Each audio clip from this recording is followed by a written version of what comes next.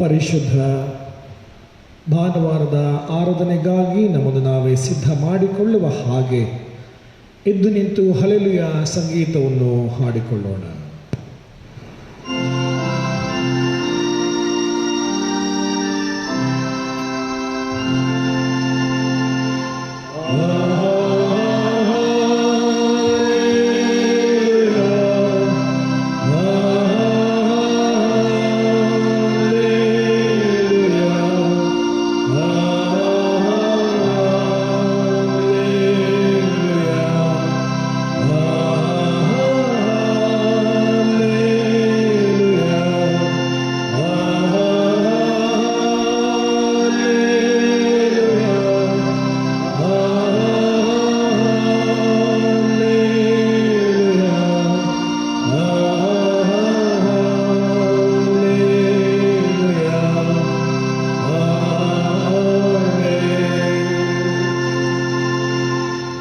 ಪ್ರಾರ್ಥನೆ ಮಾಡೋಣ.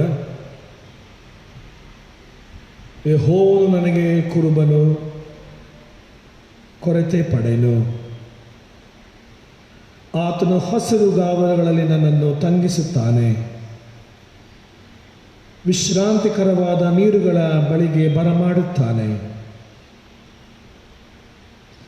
ನನ್ನ ಪ್ರಾಣವನ್ನು ಉಜ್ಜೀವಿಸ ಮಾಡಿ ತನ್ನ ಹೆಸರಿಗೆ ತಕ್ಕಂತೆ ನೀತಿ ಮಾರ್ಗದಲ್ಲಿ ನನ್ನನ್ನು ನಡೆಸುತ್ತಾನೆ. ನಾನು ಕಾರ್ಗತ್ತಲಿನ ಕಣಿವೆಯಲ್ಲಿ ನಡೆಯುವಾಗಲೂ ನೀನು ಹತ್ತಿರವಿರುವುದರಿಂದ ಕೇಡಿಗೆ ಹೆದರೇನು. ನಿನ್ನ ದೊಣ್ಣೆಯು ನಿನ್ನ ಕೋಲು ನನಗೆ ಧೈರ್ಯ ಕೊಡುತ್ತವೆ. ನಮ್ಮ ರಕ್ಷಕನೇ, ನಮ್ಮ ವಿಮೋಚಕನೇ, ನಮ್ಮನ್ನು ಸದಾ ಕಾಯುವಾತನೇ, ನಡೆಸುವಾತನೇ, ನಿನ್ನ ಪರಿಶುದ್ಧ ನಾಮಕ್ಕೆ ಈ ಮುಂಜಾನೆ ಸಮಯದಲ್ಲಿ ಸ್ತೋತ್ರ ಸಲ್ಲಿಸ್ತೇವೆ. ನಮ್ಮೆಲ್ಲರನ್ನು ನೀನು ಆಶೀರ್ವದಿಸಿ ಪರಾಂಬರಿಸಿ ನಮಗೆ ಬೇಕಾದಂಥ ನಿನ್ನ ದಿವ್ಯ ಆತ್ಮನ ಬಲವನ್ನು, ಜ್ಞಾನ, ವಿವೇಕವನ್ನು, ಆರೋಗ್ಯವನ್ನು ಅನುಗ್ರಹಿಸಿಕೊಟ್ಟಿದ್ದಿ. ಈ ತಿಂಗಳ ಪ್ರಥಮ ಭಾನುವಾರದಲ್ಲಿ ನಾವೆಲ್ಲರೂ ಒಟ್ಟಾಗಿ ಸೇರಿ ನಿನ್ನನ್ನು ಆರಾಧಿಸುವಂತೆ, ನಿನಗೆ ಕೃತಜ್ಞತಾ ಸ್ತುತಿ ಸ್ತೋತ್ರ ಸಲ್ಲಿಸುವಂತೆ ನಾವು ನಮ್ಮ ಮನೆಗಳಲ್ಲಿ ಸ್ವಾಮಿ ನಿನ್ನನ್ನು ಕುಟುಂಬಗಳೊಂದಿಗೆ ಒಟ್ಟಾಗಿ ಆರಾಧಿಸುವಂತಹ ಅವಕಾಶವನ್ನು ನಮಗೆ ಅನುಗ್ರಹಿಸಿಕೊಟ್ಟಿದ್ದಿ. ಈ ಉದಯ ಕಾಲದಲ್ಲಿ ಸ್ವಾಮಿ ನಮ್ಮ ಎಲ್ಲ ಆರಾಧನೆಗಳನ್ನು ಸ್ವೀಕರಿಸು. ನಿನ್ನ ಆತ್ಮನ ಮೂಲಕವಾಗಿ ನಮಗೆ ಜ್ಞಾನ, ವಿವೇಕ, ಬಲವನ್ನು ದಯಪಾಲಿಸಿಕೊಡು. ಆತ್ಮ ಸ್ವರೂಪನಾದ ನಿನ್ನನ್ನು ನಾವು ಆತ್ಮೀಯ ರೀತಿಯಲ್ಲಿ ಸತ್ಯಕ್ಕೆ ತಕ್ಕ ಹಾಗೆ ಆರಾಧಿಸುವಂತೆಯೂ ಆ ಮೂಲಕವಾಗಿ ನಿನ್ನಿಂದ ಆಶೀರ್ವಾದಗಳನ್ನು ಹೊಂದಿಕೊಳ್ಳುವಂತೆ ನಡೆಸು. ಈ ಆರಾಧನೆಯಲ್ಲಿ ಭಾಗವಹಿಸುತ್ತಿರುವಂಥ, ಪಾಲ್ಗೊಳ್ಳುವಂಥ ಪ್ರತಿಯೊಬ್ಬೊಬ್ಬರನ್ನು ಆಶೀರ್ವಾದ ಮಾಡು. ನಿನ್ನ ಆತ್ಮಿಕ ವರಗಳನ್ನು ತುಂಬಿಸು. ನಿನ್ನ ಕೈಗಳಿಗೆ ಸ್ವಾಮಿ ನಮ್ಮನ್ನು ಈ ಆರಾಧನಾ ಸಮಯ ಒಪ್ಪಿಸಿಕೊಡುತ್ತೇವೆ. ನಮ್ಮ ರಕ್ಷಕ, ನಮ್ಮ ಒಡೆಯನಾಗಿರುವಂಥ ಯೇಸುವಿನ ದಿವ್ಯ ನಾಮದಲ್ಲಿ ದೀನಭಾವದಿಂದ ಬೇಡಿದ್ದೇವೆ ನಮ್ಮ ಸ್ವಾಮಿ, ಆಮೇನ್. ದೇವರ ಮಹಿಮೆಗಾಗಿ ನಾವು ಹಾಗೆ ನಿಂತಿರುವಲ್ಲಿ 245ನೇ ಸಂಗೀತ ಹಾಡೋಣ. ಸಂಗೀತಗಳಲ್ಲಿ 245ನೆಯ ಸಂಗೀತ, ಭಾಗ್ಯವುಳ್ಳ ದಿನ, ವಿಶ್ರಾಂತಿ ಕಾಲವು, ಸಂಭ್ರಮ ಪಡತಕ್ಕ ಗಂಭೀರ ವೇಳೆಯು.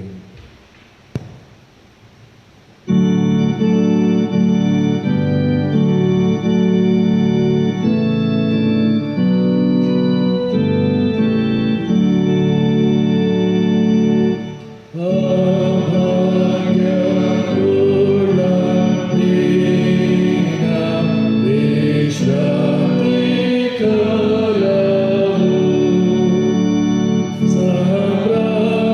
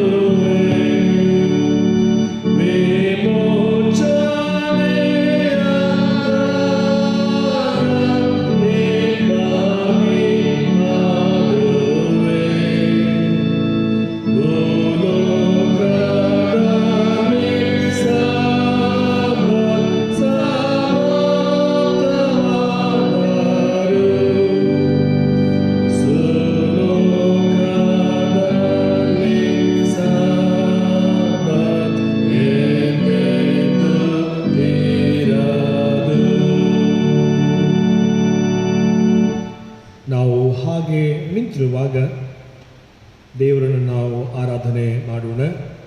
ಹೊದುವಾದ ದೇವರ ಆರಾಧನಾ ಕ್ರಮದ ಪುಸ್ತಕದಲ್ಲಿ 124ನೇ ಪುಟವನ್ನು ಅನುಸರಿಸೋಣ. 124ನೇ ಪುಟದ ಆರಾಧನಾ ಕ್ರಮ 2ನೆಯ ಭಾಗ.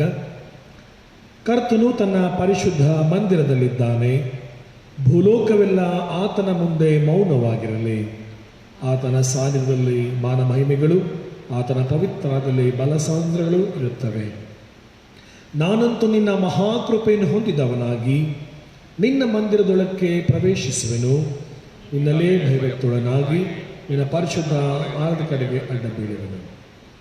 ಕರ್ತನು ನನಗೆ ಬೆಳಕು ರಕ್ಷಕನೂ ಆಗಿದ್ದಾನೆ, ನಾನು ಯಾರಿಗೆ ಭಯಪಟ್ಟೇನು? ಕರ್ತನು ನನ್ನ ಪ್ರಾಣದ ಆಧಾರನು, ನಾನು ಯಾರಿಗೆ ಹೆದರೇನು? ಆದರೂ ನಮ್ಮ ಪಾಪಗಳಿಗೆ ಸರಿಯಾಗಿ ನಮ್ಮನ್ನು ಶಿಕ್ಷಿಸಲಿಲ್ಲ, ನಮ್ಮ ಅಪರಾಧಗಳಿಗೆ ತಕ್ಕಂತೆ ದಂಡಿಸಲಿಲ್ಲ. ಭೂಮಿ ಮೇಲೆ ಆಕಾಶವು ಎಷ್ಟು ಉನ್ನತವೋ ಆತನ ಭಯಭಕ್ತುಳ್ಳವರ ಮೇಲೆ ಆತನ ಕೃಪೆಯು ಅಷ್ಟು ಅಪಾರವಾಗಿದೆ. ಕರ್ತನ ಮಹೋಪಕಾರಗಳಿಗೆ ಬದಲೇನು ಮಾಡಲಿ? ರಕ್ಷಣಾ ಪಾತ್ರೆ ತೆಗೆದುಕೊಂಡು ಕರ್ತನಾಮನ್ನು ಪ್ರಖ್ಯಾತಿಪಡಿಸುವೆನು. ಕರ್ತನೇ ನನ್ನ ಶರಣನೇ, ನನ್ನ ವಿಮೋಚಕನೇ, ನನ್ನ ಮಾತುಗಳು ಹೃದಯ ಧ್ಯಾನವು ನನಗೆ ಸಮರ್ಪಕವಾಗಿರಲಿ. ದಯಮಾಡಿ ಎಲ್ಲರೂ ಕುಳಿತುಕೊಳ್ಳುವಂತೆ ವಿನಂತಿ. ಪ್ರಾರ್ಥನೆ ಮಾಡೋಣ. ಸರ್ವಶಕ್ತನಾದ ದೇವರೇ, ನಮ್ಮ ಪರಮ ತಂದೆಯೇ, ನಿನ್ನಲ್ಲಿಯೇ ನಮಗೆ ಮನಃಶಾಂತಿಯೂ ಸಮಾಧಾನವೂ ದೊರಕುತ್ತವೆ. ಈ ಆರಾಧನೆಯಲ್ಲಿ ನೀನು ನಮಗೆ ಪ್ರಸನ್ನನಾಗಬೇಕೆಂದು ಬೇಡುತ್ತೇವೆ. ನಿನ್ನ ಆತ್ಮನ ವರಗಳನ್ನು ನಮ್ಮ ಮೇಲೆ ಸುರಿಸು. ಈ ಪವಿತ್ರ ಧ್ಯಾನ ಸಮಯದಿಂದ ನಾವು ದಿವ್ಯ ಲಾಭವನ್ನು ಪಡೆದು ನವಚೈತನ್ಯವನ್ನು ಹೊಂದಿ ನೀನು ನಮಗೆ ನೇಮಿಸಿದ ಕೆಲಸವನ್ನು ಮಾಡಿ ಮುಗಿಸಲು ಬಲಗೊಳ್ಳುವಂತೆ ಅನುಗ್ರಹಿಸಬೇಕೆಂದು ನಮ್ಮ ಕರ್ತನಾದ ಯೇಸು ಕ್ರಿಸ್ತನ ಮುಖಾಂತರ ನಿನ್ನನ್ನು ಬೇಡಿಕೊಳ್ಳುತ್ತೇವೆ. ಆಮೇನ್. ದೇವರ ಸನ್ನಿಧಾನದಲ್ಲಿ ನಾವು ಹಾಗೆ ಕ್ಷಣ ಹೊತ್ತು ಮೌನವಾಗಿದ್ದು ನಮ್ಮ ಎಲ್ಲ ಬಲಹೀನತೆಗಳಿಗಾಗಿಯೂ ನಮ್ಮ ಎಲ್ಲ ತಪ್ಪು ದೋಷಗಳಿಗಾಗಿಯೂ ದೇವರು ನಮ್ಮನ್ನು ಕ್ಷಮಿಸಲೆಂಬುದಾಗಿ ಮೌನದಲ್ಲಿ ನಾವು ಪ್ರಾರ್ಥನೆ ಮಾಡಿಕೊಳ್ಳೋಣ.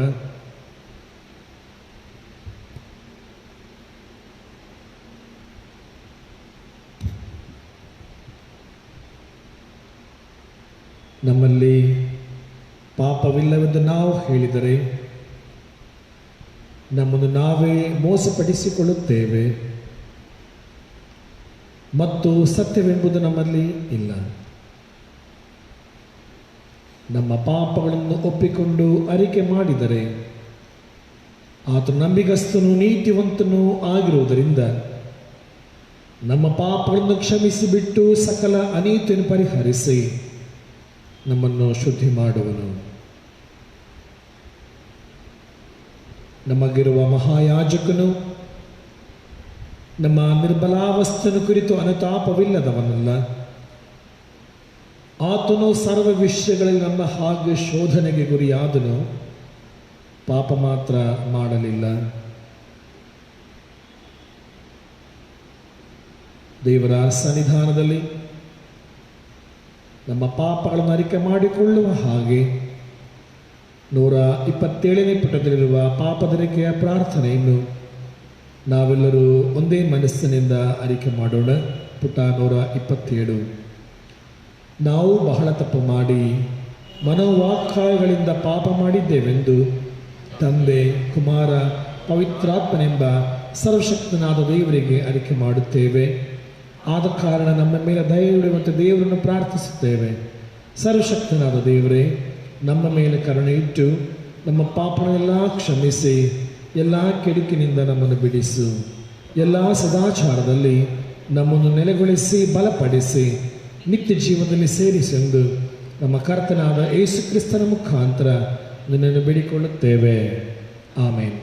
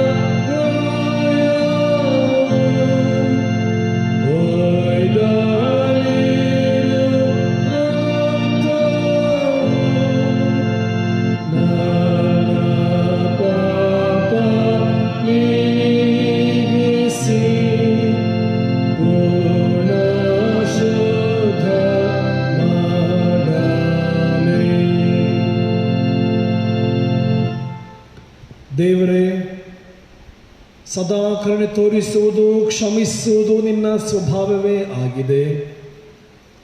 ನಮ್ಮ ಬಡ ಭಿನ್ನಹಗಳನ್ನು ಲಾಲಿಸಿ ನಮ್ಮ ಪಾಪಗಳ ಸಂಕೋಲೆಯಿಂದ ನಾವು ಬಂಧಿತರಾಗಿದ್ದರು ಕರುಣಾಸಾಗರನಾದ ನೀನು ನಮ್ಮ ಮಧ್ಯಸ್ಥನು ಸಹಾಯಕನಾಗಿರುವ ಯೇಸು ಕ್ರಿಸ್ತನ ಘನಕ್ಕಾಗಿ ನಮ್ಮೆಲ್ಲರನ್ನು ಬಿಡುಗಡೆ ಮಾಡಬೇಕೆಂದು ನಿನ್ನನ್ನು ಬೇಡಿಕೊಳ್ಳುತ್ತೇವೆ. ಆಮೇನ್. ಈ ಪರಿಶುದ್ಧ ಆರಾಧನೆಗೆ ನೇಮಕವಾದ ದೇವರ ವಾಕ್ಯ ಭಾಗವನ್ನು ಕೇಳಿಸಿಕೊಳ್ಳೋಣ. ಮೊದಲದಾಗಿ ಹಳೆ ಒಡಂಬಡಿಕೆಯಿಂದ ಪಾಲನವು ಓದಲ್ಪಡುವುದು.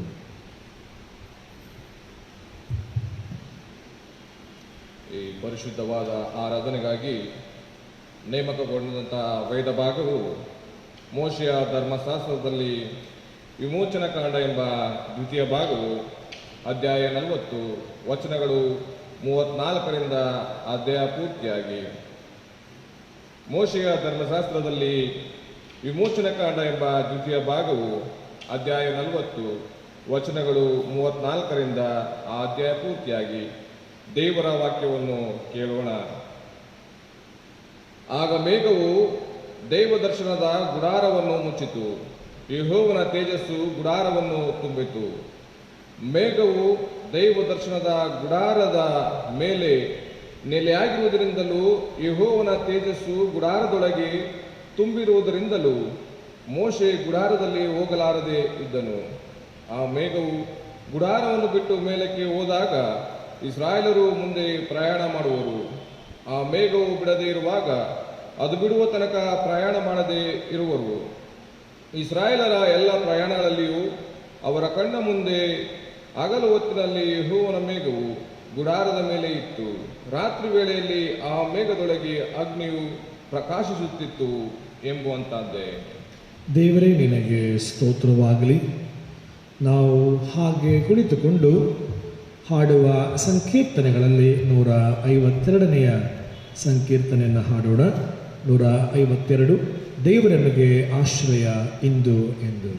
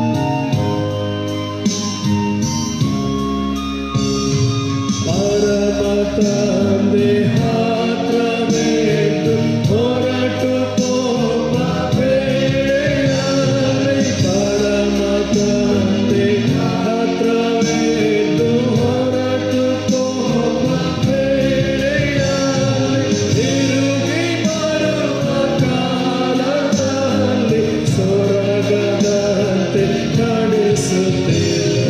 ತಿರುಗಿ ಬರುವ ಕಾಲದಲ್ಲಿ ಸ್ವರ್ಗದಂತೆ ನಡೆಸುತ್ತಿರುವ ದೇವರೇ ಮಗೆ ಆಶ್ರಯ ಎಂದು ಎಂದು ಎಂದು ಎಂದು ಎಂದು ಎಂದು. ಸುವಾರ್ಥ ಪಾರನ್ನು ನಾವು ಕೇಳಿಸಿಕೊಳ್ಳೋಣ. ದಯಮಾಡಿ ಎಲ್ಲರೂ ಎದ್ದು ನಿಂತುಕೊಳ್ಳುವಂತೆ ವಿನಂತಿ.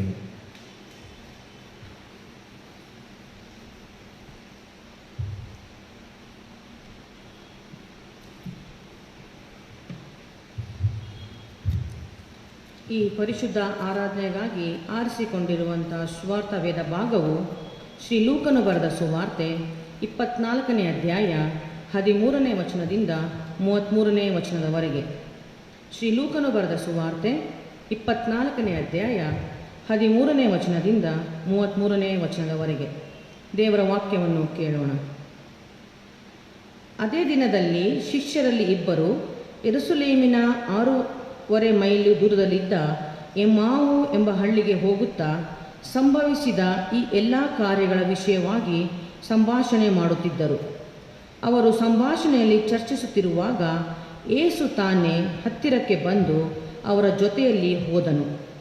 ಆದರೆ ಅವರು ಆತನ ಗುರುತನ್ನು ಹಿಡಿಯಲಿಲ್ಲ. ಅವರ ಕಣ್ಣು ಕಟ್ಟಿದ ಹಾಗಾಯಿತು. ಆತನು ಅವರನ್ನು, ನೀವು ಮಾರ್ಗದಲ್ಲಿ ಹೋಗುತ್ತಾ ಚರ್ಚಿಸಿ ಮಾತಾಡಿಕೊಳ್ಳುವ ಈ ಸಂಗತಿಗಳೇನು ಎಂದು ಕೇಳಲು ಅವರು ದುಃಖದ ಮುಖವುಳ್ಳವರಾಗಿ ನಿಂತರು. ಅವರಲ್ಲಿ ಕ್ಲೆಯೋಫನೆಂಬವನು ಆತನನ್ನು, ಯೆರೂಸಲೇಮಿಗೆ ಬಂದ ಪರಸ್ಥಳದವರೆಲ್ಲರಿಗೂ ಈ ದಿವಸಗಳಲ್ಲಿ ಅದರೊಳಗೆ ನಡೆದಿರುವ ಸಂಗತಿಗಳು ಗೊತ್ತಿರಲಾಗಿ ನಿನಗೆ ಮಾತ್ರ ಗೊತ್ತಿಲ್ಲವೋ ಎಂದು ಕೇಳಲು ಆತನು ಅವರನ್ನು, ಯಾವ ಸಂಗತಿಗಳು ಎಂದು ಕೇಳಿದನು. ಅದಕ್ಕೆ ಅವರು, ನಜರೇತಿನವನಾದ ಯೇಸುವಿನ ಸಂಗತಿಗಳೇ. ಆತನು ದೇವರ ಮುಂದೆ ಮತ್ತು ಮನುಷ್ಯರ ಮುಂದೆ ಕೃತ್ಯದಲ್ಲಿಯೂ ಮಾತಿನಲ್ಲಿಯೂ ಸಮರ್ಥನಾದ ಪ್ರವಾದಿಯಾಗಿದ್ದನು. ಆತನನ್ನು ಮಹಾಯಾಜಕರು ನಮ್ಮ ಅಧಿಕಾರಿಗಳು ಮರಣದಂಡನೆಗೆ ಒಪ್ಪಿಸಿಕೊಟ್ಟು ಶಿಲುಬೆಗೆ ಹಾಕಿಸಿದರು. ನಾವಾದರೂ ಇಸ್ರಾಯೇಲ್ ಜನರನ್ನು ಬಿಡಿಸತಕ್ಕವನು ಆತನೇ ಎಂದು ನಿರೀಕ್ಷಿಸಿಕೊಂಡಿದ್ದೆವು. ಇದು ಮಾತ್ರವಲ್ಲದೆ ಆ ಕಾರ್ಯಗಳು ನಡೆದು ಈ ಹೊತ್ತು 3ನೆಯ ದಿನ. ಆದರೂ ನಮ್ಮಲ್ಲಿ ಕೆಲವರು ಮಂದಿ ಸ್ತ್ರೀಯರು ಬೆಳಗಾಗುವಾಗ ಸಮಾಧಿಯ ಬಳಿಯಲ್ಲಿ ಇದ್ದು ಆತನ ದೇಹವನ್ನು ಕಾಣದೆ ಅಲ್ಲಿಂದ ಬಂದು ತಮಗೆ ದೇವದೂತರ ದರ್ಶನವಾಯಿತೆಂತಲೂ ಆತನು ಬದುಕುತ್ತಾನೆಂದು ಅವರು ಹೇಳಿದರೆಂತಲೂ ತಿಳಿಸಿ ನಮಗೆ ಅತ್ಯಾಶ್ಚರ್ಯವನ್ನುಂಟು ಮಾಡಿದರು. ನಮ್ಮ ಸಂಗಡ ಇದ್ದವರಲ್ಲಿ ಕೆಲವರು ಸಮಾಧಿಗೆ ಹೋಗಿ ಆ ಸ್ತ್ರೀಯರು ಹೇಳಿದ ಪ್ರಕಾರವೇ ಕಂಡರು, ಆತನನ್ನು ಮಾತ್ರ ಕಾಣಲಿಲ್ಲ ಎಂದು ಹೇಳಿದರು. ಆತನು ಅವರಿಗೆ, ಎಲಾ ಬುದ್ಧಿ ಇಲ್ಲದವರೇ, ಪ್ರವಾದಿಗಳು ಹೇಳಿದ್ದೆಲ್ಲವನ್ನೂ ನಂಬುವುದರಲ್ಲಿ ಮಂದ ಹೃದಯರೇ, ಕ್ರಿಸ್ತನು ಇಂಥ ಶ್ರಮಗಳನ್ನು ಅನುಭವಿಸಿ ತನ್ನ ಮಹಾಪದವಿಗೆ ಸೇರುವುದು ಅಗತ್ಯವಾಗಿತ್ತಲ್ಲವೇ ಎಂದು ಹೇಳಿ ಮೋಶೆಯ ಮತ್ತು ಎಲ್ಲ ಪ್ರವಾದಿಗಳ ಗ್ರಂಥಗಳು ಮೊದಲುಗೊಂಡು ಸಮಸ್ತ ಗ್ರಂಥಗಳಲ್ಲಿ ತನ್ನ ವಿಷಯವಾಗಿರುವ ಸೂಚನೆಗಳನ್ನು ಅವರಿಗೆ ವಿವರಿಸಿದನು. ಅವರು ಹೋಗುತ್ತಿರುವ ಹಳ್ಳಿಯ ಸಮೀಪಕ್ಕೆ ಬಂದಾಗ ಆತನು ಇನ್ನೂ ಮುಂದಕ್ಕೆ ಹೋಗುವಂತೆ ಕಾಣಿಸಿದನು. ಆದರೆ ಅವರು, ನಮ್ಮ ಸಂಗಡ ಇರು, ಸಂಜೆಯಾಯಿತು, ಹೊತ್ತು ಇಳಿಯುತ್ತಾ ಬಂತು ಎಂದು ಆತನಿಗೆ ಹೇಳಿ ಬಲವಂತ ಮಾಡಲು ಆತನು ಅವರ ಕೂಡ ಇರುವುದಕ್ಕೆ ಊರೊಳಕ್ಕೆ ಹೋದನು. ಆತನು ಅವರ ಸಂಗಡ ಊಟಕ್ಕೆ ಕೂತುಕೊಂಡಾಗ ರೊಟ್ಟಿಯನ್ನು ತೆಗೆದುಕೊಂಡು ದೇವರ ಸ್ತೋತ್ರ ಮಾಡಿ ಮುರಿದು ಅವರಿಗೆ ಕೊಡುತ್ತಿರಲಾಗಿ ಅವರ ಕಣ್ಣುಗಳು ತೆರೆದವು. ಅವರು ಆತನ ಗುರುತನ್ನು ಹಿಡಿದರು. ಆತನು ಅವರ ಕಣ್ಣಿಗೆ ಮಾಯವಾದನು. ಆಗ ಅವರು ಒಬ್ಬರಿಗೊಬ್ಬರು ಆತನು ದಾರಿಯಲ್ಲಿ ನಮ್ಮ ಸಂಗಡ ಮಾತಾಡಿದಾಗಲೂ ಗ್ರಂಥಗಳ ಅರ್ಥವನ್ನು ನಮಗೆ ಬಿಚ್ಚಿ ಹೇಳಿದಾಗಲೂ ನಮ್ಮ ಹೃದಯವು ನಮ್ಮಲ್ಲಿ ಕುದೀತಲ್ಲವೇ ಎಂದು ಹೇಳಿಕೊಂಡು ಅದೇ ಗಳಿಗೆಯಲ್ಲಿ ಎದ್ದು ಯೆರೂಸಲೇಮಿಗೆ ಹಿಂತಿರುಗಿ ಹೋದರು ಎಂಬುದು. ಕ್ರಿಸ್ತನೇ ನಿನಗೆ ಸ್ತೋತ್ರವಾಗಲಿ.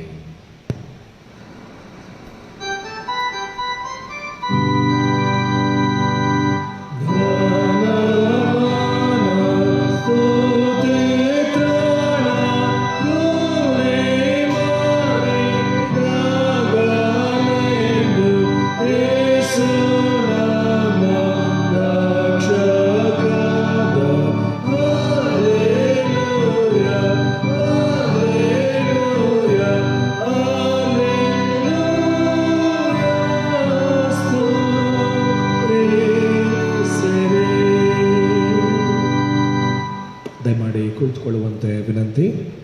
ಪ್ರಾರ್ಥನಾ ಪೂರ್ವಕವಾಗಿ ಇಂಥ ಒಳ್ಳೆಯ ಸಮಯದಳು ಯೇಸುವೆ ನಿನ್ನ ಬಳಿ ಬಂದೆವು. ಈ ಸಂಗೀತದ ಒಂದು ಚರಣವನ್ನು ಹಾಡಿಕೊಳ್ಳೋಣ.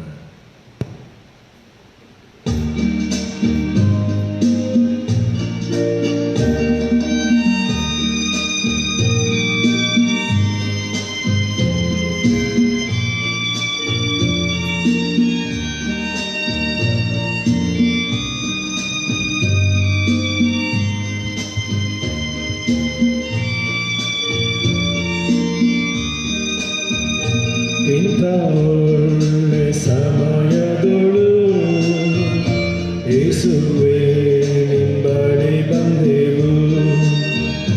ನಿನ್ನ ಮಕ್ಕಳಾದ ನಾವು ನಿನ್ನನ್ನೇ ಅರಸಿ ಬಂದೆವು. ನಮ್ಮ ಮೇಲೆ ದಯವಿಡು ಸ್ವಾಮಿ, ನಿನ್ನ ಕರುಣೆಯನ್ನು ತೋರಿಸು. ನಮ್ಮ ಮೇಲೆ ದಯವಿಡು ಸ್ವಾಮಿ, ನಿನ್ನ ಕರುಣೆಯನ್ನು ತೋರಿಸು. ನಿನ್ನನ್ನೇ ರಕ್ಷಕನಾಗಿ ಕಾಣಲು ಪ್ರೇರಿಸು ನಮ್ಮೆಲ್ಲರನ್ನು. ನಿನ್ನನ್ನೇ ರಕ್ಷಕನಾಗಿ ಕಾಣಲು ಪ್ರೇರಿಸು ನಮ್ಮೆಲ್ಲರನ್ನು.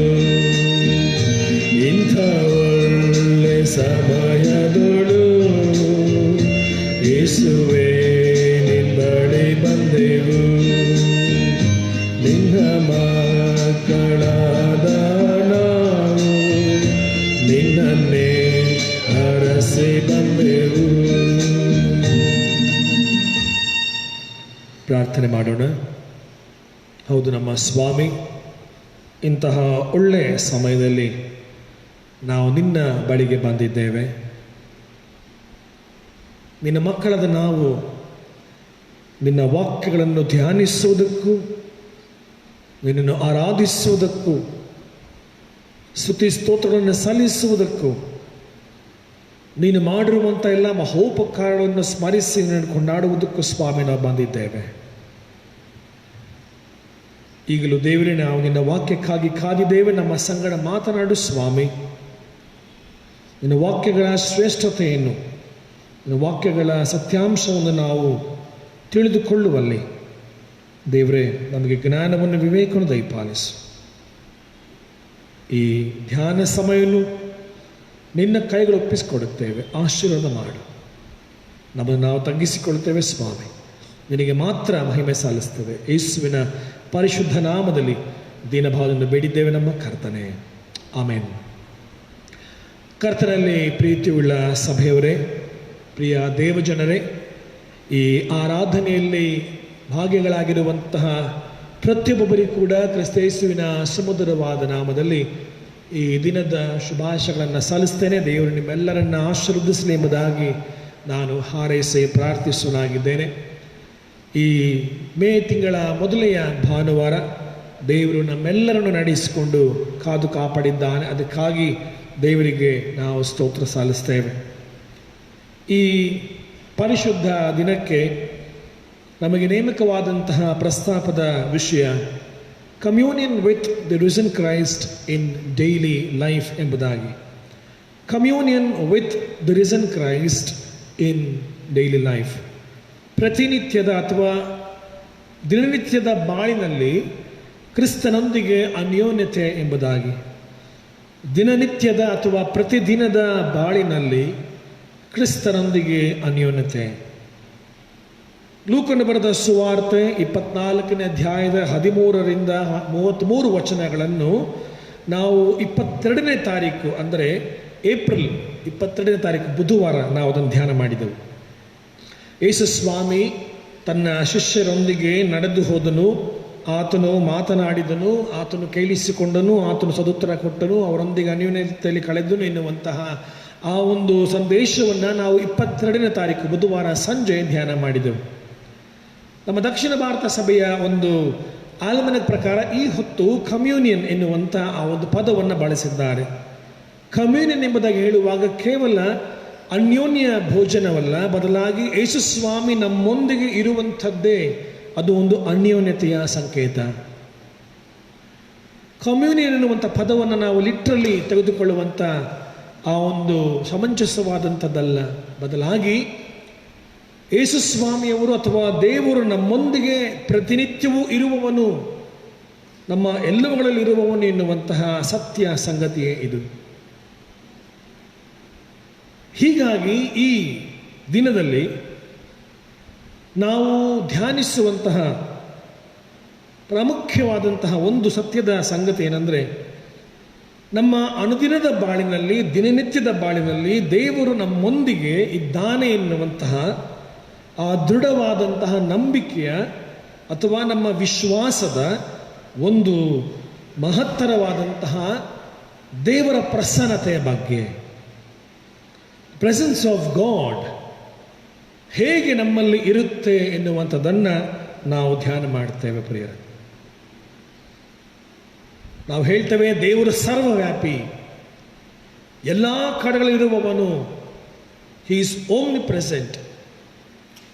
ಈ ದೇವರ ಪ್ರಸನ್ನತೆ ಅನಾದಿ ಕಾಲದಿಂದ ಹೇಗಿತ್ತು, ಕಾಲವು ಬದಲಾಗುವಂತಹ ಸಮಯದಲ್ಲಿ, ಅರಸರುಗಳ ಕಾಲದಲ್ಲಿ ಅಥವಾ ರಾಜರುಗಳ ಕಾಲದಲ್ಲಿ, ಪ್ರವಾದಿಗಳ ಕಾಲದಲ್ಲಿ ಅಥವಾ ಯೇಸುಸ್ವಾಮಿಯ ಸಮಯದಲ್ಲಿ, ಯೇಸುಸ್ವಾಮಿ ನಂತರದ ಸಮಯದಲ್ಲಿ, ಈಗಿನ ದಿನಗಳಲ್ಲಿ ದೇವರ ಪ್ರಸನ್ನತೆ ಹೇಗೆ ಇದೆ ಎನ್ನುವಂಥದ್ದನ್ನು ನಾವು ಗಮನಿಸ್ತೇವೆ. ಹೀಗಾಗಿ ಈ ದೇವರ ಪ್ರಸನ್ನತೆಯನ್ನು ನಾವು ನಾನಾ ವಿಧದಲ್ಲಿ ಅರ್ಥ ಮಾಡಿಕೊಳ್ತೇವೆ. ದೇವರ ಪ್ರಸನ್ನತೆ ಇರುವಾಗ ನಮ್ಮಲ್ಲಿ ಪ್ರಗತಿ, ನಮ್ಮಲ್ಲಿ ಸುಧಾರಣೆ, ನಮ್ಮಲ್ಲಿ ಭದ್ರತೆ ನಾವು ಕಾಣ್ತೇವೆ. ಮತ್ತೊಮ್ಮೆ ಹೇಳ್ತೇನೆ, ದೇವರ ಪ್ರಸನ್ನತೆ ನಮ್ಮಲ್ಲಿ ಇರುವಾಗ ನಮ್ಮಲ್ಲಿ ಪ್ರಗತಿಯನ್ನು, ಸುಧಾರಣೆಯನ್ನು ಮತ್ತು ಭದ್ರತೆಯನ್ನು ನಾವು ಅನುಭವಿಸ್ತೇವೆ. ಹಾಗಂತ ಹೇಳಿ ಯಾವಾಗಲೂ ದೇವರು ಸಂರಕ್ಷಿಸುವವನೇ ಹೌದು, ನಿಜ. ಆದರೂ ಕೂಡ ಒಂದು ವೇಳೆ ಅಪಘಾತಗಳಾಗುವಲ್ಲಿ, ಅನಾರೋಗ್ಯಗಳು ಸಂಭವಿಸುವಲ್ಲಿ, ಬೇರೆ ಬೇರೆ ನಾನಾ ವಿಧವಾದಂತಹ ಸಂಕಷ್ಟಗಳಿಗೆ ಒಳಗಾಗುವಾಗಲೂ ದೇವರು ನಮ್ಮೊಂದಿಗೆ ಇದ್ದಾನೆ, ಇರುವವನು ಎನ್ನುವಂತಹ ಸತ್ಯ ಸಂಗತಿಯನ್ನು ನಾವು ಯಾವತ್ತೂ ಕೂಡ ಮರಿಬಾರದು. ಹೀಗಾಗಿ ಈ ಒಂದು ದಿನದಲ್ಲಿ ನಾವು ಈ ವಿಷಯದ ಕುರಿತಾಗಿ ಧ್ಯಾನ ಮಾಡ್ತೇವೆ. ಹಳೆ ಒಡಂಬಡಿಕೆಯನ್ನು ಓದಿ ಕೇಳಿಸ್ಕೊಂಡ ಭಾಗ ವಿಮೋಚನ ಕಾಂಡ ಪುಸ್ತಕದ 40ನೇ ಅಧ್ಯಾಯದ 34ನೇ ವಚನದಿಂದ 38 ವಚನದವರೆಗೆ ನಾವು ಕೇಳಿಸ್ಕೊಂಡಿದ್ದೇವೆ. ಈ ವಿಮೋಚನ ಕಾಂಡ ಪುಸ್ತಕದ ಕೊನೆಯ ಒಂದು ಭಾಗ ಇದು. ಈ ಒಂದು ಭಾಗವನ್ನು ನಾವು ಆಲೋಚನೆ ಮಾಡುವಾಗ 34ರಿಂದ 38 ವಚನಗಳಲ್ಲಿ ದೇವದರ್ಶನದ ಗುಡಾರ, ಆ ಯಜ್ಞವೇದಿಯ ಸುತ್ತಲೂ ಅಲ್ಲಿ ಇದ್ದಂಥ ಆ ಒಂದು ದೇವರ ಪ್ರಸನ್ನತೆ ಬಗ್ಗೆ ಇಲ್ಲಿ ಬರೆಯಲ್ಪಡ್ತದೆ. ದೇವರ ಪ್ರಸನ್ನತೆ ಹೇಗೆ ಎಂಬುದಾಗಿ ಹೇಳುವಾಗ 38 ವಚನ ಗಮನಿಸಿದರೆ, ಯೆಹೋವನ ತೇಜಸ್ಸು ಗುಡಾರವನ್ನು ತುಂಬಿತು ಎಂಬುದಾಗಿ. The glory of God filled the tabernacle. ಆ ಗುಡಾರವನ್ನು ತುಂಬಿತು ಎಂಬುದಾಗಿ. ನೀವು ಈ ಹಿನ್ನೆಲೆಯನ್ನು ಗಮನಿಸಿದ್ದು ಬಹಳ ವಿಶೇಷ ಪ್ರಿಯರೇ.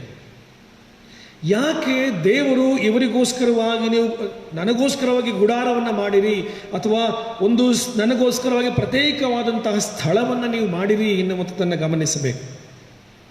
ಈ ವಿಮೋಚನ ಕಾಂಡ ಮೊದಲ ಭಾಗದಿಂದ, ಅಂದರೆ ಪ್ರಥಮ ಅಧ್ಯಾಯ, 2ನೇ ಅಧ್ಯಾಯ, 3ನೇ ಅಧ್ಯಾಯದಿಂದ ನೀವು ಗಮನಿಸಿ ಬರುವುದಾದರೆ ಅಲ್ಲಿ ಈ ಇಸ್ರಾಯೇಲರು ಬೇಡಿಕೊಳ್ಳುವಂತಹ ಭಿನ್ನಹಗಳು, ಸ್ವಾಮಿ ನಮಗೆ ಇಲ್ಲಿ ಇದ್ದು ಬಹಳ ಸಂಕಷ್ಟೊಳಗಾಗಿದ್ದೇವೆ, ನಮ್ಮನ್ನು ರಕ್ಷಿಸು, ನಾವು ದಾಸತ್ವದಲ್ಲಿದ್ದೇವೆ, ನೀನು ನಮ್ಮ ಸ್ವರವನ್ನು ಕೇಳಿಸಿಕೊಳ್ಳುವಂಥ ಬಿನ್ನಹಕ್ಕೆ ಸ್ವಾಮಿ ಯೆಹೋವನು ಮೋಶೆಯನ್ನು ನೇಮಿಸ್ತಾನೆ, ಆರೋನನನ್ನು ನೇಮಿಸ್ತಾನೆ. ಈ ವಿಮೋಚನಾ ಕಾಂಡ ಪುಸ್ತಕದ 6ನೇ ಅಧ್ಯಾಯದಿಂದ 12 ಅಧ್ಯಾಯದವರೆಗೆ ಓದ್ತೇವೆ. ಅಲ್ಲಿ ಅನೇಕ ವಿಧವಾದಂತಹ ದೇವರ ಬಿಡುಗಡೆಯ ಕಾರ್ಯವು ಪ್ರಾರಂಭವಾಗ್ತದೆ. ಅದಾದ ನಂತರ ನೋಡ್ತೇವೆ 10 ಉಪದ್ರವಗಳು ಪ್ರಾರಂಭವಾಗ್ತವೆ. ಅಲ್ಲಿ ಬಿಡುಗಡೆ ಮಾಡುವುದಕ್ಕೋಸ್ಕರವಾಗಿ ದೇವರು ತಾನು ನಿಜವಾದಂತಹ ಜೀವಿಸುಳ್ಳ ದೇವರು ಎನ್ನುವಂಥದ್ದನ್ನು ಈ ಉಪದ್ರವಗಳ ಮೂಲಕವಾಗಿ ಅವರಿಗೆ ತೋರಿಸಿಕೊಡ್ತಾನೆ. 12ನೇ ಅಧ್ಯಾಯದಿಂದ 18ನೇ ಅಧ್ಯಾಯಕ್ಕೆ ಬರುವಾಗ ಅಲ್ಲಿ ಗಮನಿಸಿದ ಅವರ ಪ್ರಯಾಣಗಳು ಪ್ರಾರಂಭವಾಗ್ತವೆ. ಬಿಡುಗಡೆ ಆಗ್ತಾರೆ, ಕೆಂಪು ಸಮುದ್ರವನ್ನು ದಾಟಿ ಬರ್ತಾರೆ, ಅಲ್ಲಿ ಪ್ರಯಾಣಗಳು ಪ್ರಾರಂಭವಾಗ್ತವೆ ಸೀನಾಯಿ ಬೆಟ್ಟದ ಆ ಒಂದು ದಾರಿಗೆ. ಅಲ್ಲಿ 19ನೇ ಅಧ್ಯಾಯದಿಂದ 35 ಅಧ್ಯಾಯದವರೆಗೆ ಒಂದು ವೇಳೆ ನೀವು ಓದುವಾಗ ಅಲ್ಲಿ ಗೊತ್ತಾಗ್ತದೆ. ಅಲ್ಲಿ ಮೋಶೆ ಸೀನಾಯಿ ಬೆಟ್ಟಕ್ಕೆ ಹೋದಾಗ ಅಲ್ಲಿ ಕೆಳಗೆ ಅವರು ತಮ್ಮದೇ ಆದಂತಹ ರೀತಿ ನೀತಿಗಳನ್ನು ಪಾಲಿಸಿಕೊಂಡು ಬಸವನ ಆ ಒಂದು ಪೂಜೆಗಳನ್ನು ಮಾಡುತ್ತಾ ತಮ್ಮದೇ ಆದಂತಹ ರೀತಿಯಲ್ಲಿ ಅವರು ಆ ದೇವರನ್ನು, ನಿಜ ದೇವರನ್ನು ಮರೆತು ಹೋಗ್ತಾರೆ. ಹೀಗಾಗಿ ಈ ಒಂದು ಸಂದರ್ಭದಲ್ಲಿ ಈ 19ನೇ ಅಧ್ಯಾಯದಿಂದ 34ನೇ ಅಧ್ಯಾಯದವರೆಗೆ ಗಮನಿಸುವಾಗ ಅಲ್ಲಿ ಬೇಕಾದಷ್ಟು ಘಟನೆಗಳು, ದಶಾಜ್ಞೆಗಳು, ಆ ದಶಾಜ್ಞೆಗಳು ಮುರಿದು ಹೋಗ್ತವೆ. ಮತ್ತು ಅಲ್ಲಿ ಬಸವನ ಪೂಜೆಗಳು, ಆ ಒಡಂಬಡಿಕೆಗಳನ್ನು ಕಾಪಾಡಿಕೊಳ್ಳುವುದಿಲ್ಲ. ಇಂಥ ಒಂದು ಸಂದರ್ಭದಲ್ಲಿ ದೇವರು ಪುನಃ ಅವರನ್ನು ಕ್ಷಮಿಸಿ ಪುನಃ ಅವರಿಗೆ ಆ ಒಂದು ದಶಾಜ್ಞೆಗಳನ್ನು ನೀಡಿ, ಮೋಶೆಗೆ ದಶಾಜ್ಞೆಗಳನ್ನು ನೀಡುವುದರ ಮೂಲಕವಾಗಿ ಅಲ್ಲಿ ಅವರೊಂದಿಗೆ ಒಂದು ಒಡಂಬಡಿಕೆಯನ್ನು ಮಾಡಿಕೊಳ್ತಾರೆ. ನೀವು ನನಗೋಸ್ಕರವಾಗಿ ಒಂದು ಗುಡಾರವನ್ನು ಕಟ್ಟಬೇಕು. ನಿಮ್ಮ 35ನೇ ಅಧ್ಯಾಯದಿಂದ ಪ್ರಾರಂಭವಾಗುವಂತಹ ಈ ವಿಮೋಚನಾ ಕಾಂಡ ಪುಸ್ತಕವನ್ನು ದಯವಿಟ್ಟು ನಿಮ್ಮ ಮನೆಗಳಲ್ಲಿ ಸಮಯ ಇದೆ, ಓದಿ ಪ್ರಿಯರೇ. ಎಷ್ಟರ ಮಟ್ಟಿಗೆ ಬಿಡಿಸಿ ಬಿಡಿಸಿ ಬರೆಯಲ್ಪಟ್ಟಂತಹ ಒಂದು ವಚನಗಳು, ಯಾವ ಯಾವ ರೀತಿಯಲ್ಲಿ ನೀವು ಗುಡಾರವನ್ನು ಸಿದ್ಧ ಮಾಡಬೇಕು, ಬೆಳ್ಳಿಯನ್ನಾಗಲಿ, ಚಿನ್ನವನ್ನಾಗಲಿ, ತಾಮ್ರವನ್ನಾಗಲಿ, ಅಥವಾ ಜಾಲಿ ಮರವನ್ನಾಗಲಿ, ಅಥವಾ ಬಣ್ಣ ಬಣ್ಣದ ಆ ಒಂದು ಬಟ್ಟೆಗಳ ದಾರಗಳನ್ನಾಗಲಿ, ಚರ್ಮಗಳು, ಪ್ರಾಣಿಗಳ ಚರ್ಮಗಳನ್ನಾಗಲಿ, ಎಲ್ಲವುಗಳು ಕೂಲಂಕುಷವಾಗಿ ಬರೆಯಲ್ಪಟ್ಟಿದೆ. ಇಂಥವುಗಳಿಂದ ನೀವು ಮಾಡಿರಿ ಎಂಬುದಾಗಿ ದೇವರು ಅವರನ್ನು ಆಜ್ಞಾಪಿಸ್ತಾನೆ. ಮಾಡ್ತಾರವರು. 35ನೇ ವಚನದಿಂದ ಪ್ರಾರಂಭವಾಗ್ತದೆ. ಗುಡಾರಗಳನ್ನು ಕಟ್ಟುವುದಕ್ಕೆ ಬಳಸಿದಂತಹ ಅವರು ಸಾಮಗ್ರಿಗಳು, ಚಿನ್ನಗಳು, ಬೆಳ್ಳಿಗಳು ಅಥವಾ ತಾಮ್ರಗಳು, ಮರಗಳು, ಹೀಗೆ ಇವೆಲ್ಲವುಗಳನ್ನು ಮಾಡಿದ ನಂತರ ದೇವರವ್ರಿಗೆ ಹೇಳ್ತಾನೆ, ಈಗ ನನ್ನ ಪ್ರಸನ್ನತೆ ನಿಮ್ಮ ಮಧ್ಯದಲ್ಲಿ ಇರುತ್ತೆ. ಅದಕ್ಕಿಂತ ಮುಂಚಿತವಾಗಿ ನೀವು ಗಮನಿಸ್ತೇವೆ, ದೇವರ ವಾಕ್ಯವನ್ನು ನೀವು ಒಂದು ವೇಳೆ ಕೂಲಂಕುಷವಾಗಿ ಓದುವಾಗ ಇಲ್ಲಿ ವಿಮೋಚನಾ ಕಾಂಡ ಪುಸ್ತಕದಲ್ಲಿ ಒಂದು ಭಾಗವನ್ನು ಗಮನಿಸ್ತೇವೆ. 13ನೇ ಅಧ್ಯಾಯದ 21ನೇ ವಚನ. ವಿಮೋಚನಾ ಕಾಂಡ ಪುಸ್ತಕದ 13ನೇ ಅಧ್ಯಾಯ 21ನೇ ವಚನ. ಯೆಹೋವನು ಹಗಲು ಹೊತ್ತಿನಲ್ಲಿ ದಾರಿ ತೋರಿಸುವುದಕ್ಕೆ ಮೇಘಸ್ತಂಭದಲ್ಲಿಯೂ, ರಾತ್ರಿ ವೇಳೆಯಲ್ಲಿ ಬೆಳಕನ್ನು ಕೊಡುವುದಕ್ಕೆ ಅಗ್ನಿ ಸ್ತಂಭದಲ್ಲಿಯೂ ಇದ್ದು ಅವರ ಮುಂಭಾಗದಲ್ಲಿ ಹೋದನು. ಆ ರಾತ್ರಿಯಲ್ಲಿ ಅವರು ಹಗಲಿರುಳು ಪ್ರಯಾಣ ಮಾಡಿದರು. ಹಗಲಲ್ಲಿ ಮೇಘಸ್ತಂಭವು, ರಾತ್ರಿಯಲ್ಲಿ ಅಗ್ನಿಸ್ತಂಭವು ಜನರ ಮುಂದೆ ತಪ್ಪದೆ ಕಾಣಿಸಿದವು ಎಂಬುದಾಗಿ. ದೇವರ ತೇಜಸ್ಸು ಅವರನ್ನು ಕಾಯುತ್ತಾ, ಅವರನ್ನು ನಡೆಸುತ್ತಾ, ಅವರೊಂದಿಗೆ ಪ್ರಯಾಣ ಮಾಡುತ್ತಾ, ಅವರ ಸ್ವರವನ್ನು ಕೇಳಿಸಿಕೊಳ್ಳುತ್ತಾ, ಅವರ ಬಿನ್ನಹಗಳನ್ನು ಲಾರಿಸಿಕೊಳ್ಳುತ್ತಾ ಬಂದಂಥ ಒಂದು ದೇವರು. ಆದರೆ ನನಗೋಸ್ಕರವಾಗಿ ಸಿದ್ಧ ಮಾಡಿದೆ ಎಂದು ಹೇಳುವಾಗ ದೇವರು 12 ಕುಲಗಳಲ್ಲಿ ಹೇಳುವ ಹಾಗೆ ಮೋಶೆ 12 ಕುಲಗಳ ಒಬ್ಬೊಬ್ಬ ನಾಯಕನನ್ನು ಆರಿಸಿ ಅಲ್ಲಿ ನಾಯಕರುಗಳ ಮೂಲಕವಾಗಿ ಗುಡಾರಗಳನ್ನು ಸ್ಥಾಪನೆ ಮಾಡ್ತಾನೆ. ಮಂಜೂಷ ಪೆಟ್ಟಿಗೆಯನ್ನು ಸ್ಥಾಪನೆ ಮಾಡ್ತಾನೆ. ಮಂಜೂಷ ಪೆಟ್ಟಿಗೆ ಹೇಗೆ ಇರಬೇಕು ಎಂಬುದಾಗಿ ಬರೆಯಲ್ಪಡ್ತದೆ. ಇದು ಎಲ್ಲವುಗಳ ನಂತರ ಕೊನೆಯಲ್ಲಿ ಆಗುವಂಥದ್ದು ಈ 34ನೇ ವಚನದಿಂದ 38 ವಚನ. ಯಾಕೆ ಇದನ್ನು ಮಾಡ್ತಾನೆ ಎಂಬುದಾಗಿ ಗಮನಿಸುವಾಗ ಮುಂದಿನ ಅವರ ಪ್ರಯಾಣ, ಅವರು ಸೀನಾಯಿ ಬೆಟ್ಟದ ಹಾದಿಯನ್ನು ಬಿಟ್ಟು ಅವರು ಅರಣ್ಯ ಪ್ರದೇಶವನ್ನು ಪ್ರವೇಶಿಸಬೇಕಿತ್ತು. ನೀವು ಒಂದು ವೇಳೆ ಈ ಯಾಜಕ ಕಾಂಡ ಪುಸ್ತಕವನ್ನಾಗಲಿ ಅಥವಾ ಅರಣ್ಯ ಕಾಂಡ ಪುಸ್ತಕವನ್ನಾಗಲಿ ಮತ್ತು ಧರ್ಮೋಪದೇಶ ಕಾಂಡ ಪುಸ್ತಕವನ್ನಾಗಲಿ ಸಂಪೂರ್ಣವಾಗಿ ಓದಿದರೆ ಗೊತ್ತಾಗ್ತದೆ ಪ್ರಿಯರಲ್ಲಿ, ಯಾವ ರೀತಿಯಾದಂತಹ ಆ ಸಂಕಷ್ಟಗಳಿಗೆ ಒಳಗಾಗ್ತಾರೋ ಅವರು. They face so many challenges amidst those challenges, God was with them. ಆ ಸವಾಲುಗಳ ಮಧ್ಯದಲ್ಲಿ ದೇವರು ಅವರೊಂದಿಗೆ ಇದ್ದ. ಅವರು ದೇವರನ್ನ ದೂಷಣೆ ಮಾಡ್ತಾರೆ, ಮೋಶೆನ ದೂಷಣೆ ಮಾಡ್ತಾರೆ, ಆರೋನ ದೂಷಣೆ ಮಾಡ್ತಾರೆ. ನಾವು ಈ ಒಂದು ಪ್ರದೇಶದಲ್ಲಿ ನಾವು ಸಾಯಕ್ಕೆ ನಮ್ಮನ್ನು ಕರ್ಕೊಂಡು ಬಂದಾಗ ಹೇಳ್ತಾರೆ. ಆದರೂ ದೇವರ ಪ್ರಸನ್ನತೆ ಅವರೊಂದಿಗಿತ್ತು. ಈ ಹೊತ್ತು ಪ್ರಿಯರೇ, ದೇವರ ಪ್ರಸನ್ನತೆ ನಮ್ಮಲ್ಲಿ ಇರುವಾಗ ನಾವು ಎಷ್ಟು ಮಟ್ಟಿಗೆ ಗುಣಗಾಡ್ತೇವೆ, ಎಷ್ಟು ಮಟ್ಟಿಗೆ ಅವುಗಳಲ್ಲೇ ನಾವು ನಮ್ಮ ಜೀವನವನ್ನು ಪ್ರಯಾಣದಲ್ಲಿ ಕಳೀತೇವೆ. ಇದಾದ ನಂತರ ನಾವು ಗಮನಿಸ್ತೇವೆ, ಈ ಪ್ರಯಾಣ ಪ್ರಾರಂಭವಾಗ್ತದೆ. ಅವರದ್ದು ಪ್ರಯಾಣ ಇಲ್ಲಿ ಯಾಜಕರನ್ನು ನೇಮಿಸ್ತಾನೆ. ಯಾಜಕಕಾಂಡ ಪುಸ್ತಕ ಅದಾದ ನಂತರ ಅರಣ್ಯಕಾಂಡ ಪುಸ್ತಕದಲ್ಲಿ ಪ್ರಾರಂಭವಾಗುವಂಥದ್ದು. ಈ ಅರಣ್ಯಕಾಂಡ ಪುಸ್ತಕದ ಮಧ್ಯಭಾಗದಲ್ಲಿ ಅವರ ಪ್ರಯಾಣಗಳು ಪ್ರಾರಂಭವಾಗ್ತವೆ. ಸೀನಾಯಿ ಬೆಟ್ಟದ ಆ ಒಂದು ಹಾದಿಯನ್ನು ಬಿಟ್ಟು ಅವರು ಅರಣ್ಯ ಮಾರ್ಗದಲ್ಲಿ ಆ ಒಂದು ದೇವರು ಅವರಿಗೋಸ್ಕರವಾಗಿ ವಾಗ್ದಾನ ಮಾಡಿದಂತಹ ಆ ಒಂದು ಹಾಲು ಜೇನು ಹರಿಯುವಂತಹ ಕಾನಾನ್ ದೇಶಕ್ಕೆ ಸೇರಿಸುವವರೆಗೂ ಕೂಡ ದೇವರು ಅವರೊಂದಿಗಿದ್ದ. ಅದಾದ ನಂತರವೂ ಅವರೊಂದಿಗಿದ್ದ ಎನ್ನುವುದಕ್ಕೆ ಈ ದೇವರ ವಾಕ್ಯ, ಈ ಮೋಶೆಯ ಧರ್ಮಶಾಸ್ತ್ರಗಳೇ ನಮಗೆ ಸಾಕ್ಷಿ. ಅರಣ್ಯಕಾಂಡ ಪುಸ್ತಕದ 9ನೇ ಅಧ್ಯಾಯಕ್ಕೆ ಬನ್ನಿ. 9ನೇ ಅಧ್ಯಾಯದ ಈ 15ನೇ ವಚನಕ್ಕೆ ಬರುವಾಗ ಅಲ್ಲಿ ಶೀರ್ಷಿಕೆ ಬರೆಯಲ್ಪಟ್ಟಿದೆ, ಗಮನಿಸಿರಿ. ಇಸ್ರಾಯೇಲರು ಮೇಘಸ್ತಂಭ ಸೂಚನೆಯಂತೆಯೇ ಇಳುಕೊಳ್ಳೋದು, ಪ್ರಯಾಣ ಮಾಡುವುದು ಎಂಬುದಾಗಿ. ಮತ್ತು 10ನೇ ವಚನಕ್ಕೆ ಬರುವಾಗ ಅಲ್ಲಿಂದ 10ನೇ ವಚನ 10ನೇ ಅಧ್ಯಾಯದ 11ನೇ ವಚನದಿಂದ ಶುರುವಾಗ್ತದೆ, ಅರಣ್ಯ ಪ್ರಯಾಣದಲ್ಲಿ ನಡೆದ ಸಂಗತಿಗಳು ಎಂಬುದಾಗಿ. ಹೀಗಾಗಿ ಪ್ರಿಯರೇ, ಇವರ ಪ್ರಯಾಣಗಳಲ್ಲಿ ನಡೆದ ಅನೇಕ ಸಂಗತಿಗಳು ನಡೀತವೆ.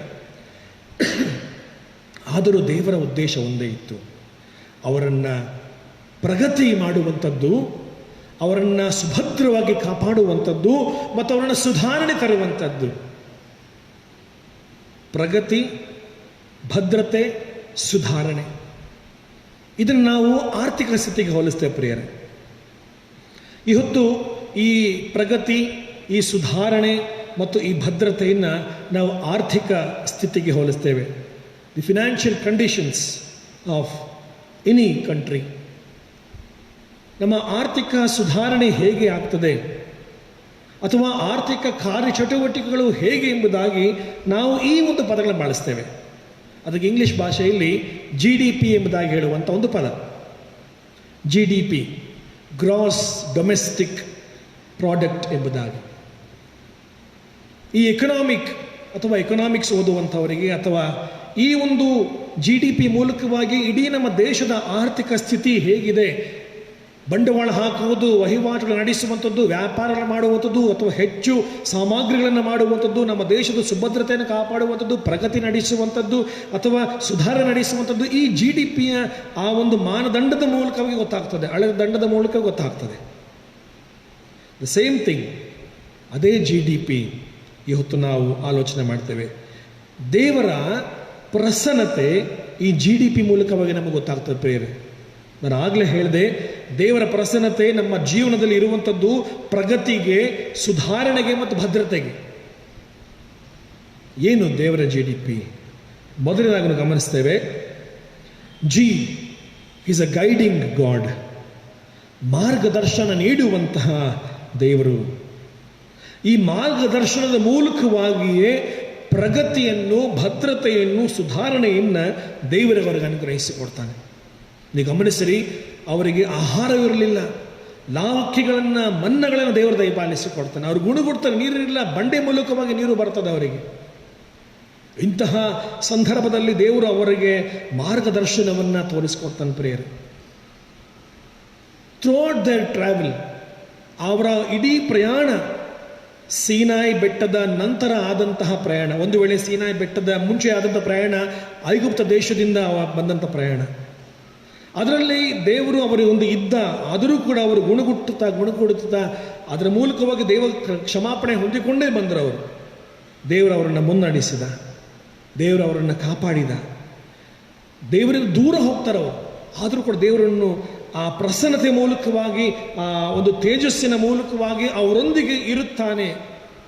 ನೀವು ಒಂದು ವೇಳೆ ಈ 38, 39ನೇ ಅಧ್ಯಾಯ ಓದುವಾಗ ಯಾಜಕರಿಗೆ ಯಾವ ಯಾವ ರೀತಿಯ ಆ ಒಂದು ವಸ್ತ್ರಗಳು ಎಂಬುದಾಗಿ ಬರೆಯಲ್ಪಡ್ತದೆ. ಅದಕ್ಕಿಂತ ಹಿಂದಿನ 38ನೇ ಅಧ್ಯಾಯ ಗಮನಿಸುವಾಗ ಆ ಗುಡಾರಕ್ಕೆ ಬೇಕಾದಂಥ ಬಣ್ಣ ಬಣ್ಣದ ಆ ಒಂದು ಟೆಂಟ್ಗಳು ಯಾವ ರೀತಿ ಇರಬೇಕು, ಆ ಚಿನ್ನದ್ದು ಯಾವ ರೀತಿ ಇರಬೇಕು, ಎಷ್ಟು ಅಗಲದ್ದು, ಎಷ್ಟು ಉದ್ದದ್ದು, ಎಷ್ಟು ಭಾರದ್ದು, ಎಲ್ಲವುಗಳು ಕೂಡ ಅಲ್ಲಿ ಕೊಟ್ಟಾಗ ಗಾಡ್ ವಾಸ್ ಗೈಡಿಂಗ್ ದೆಮ್.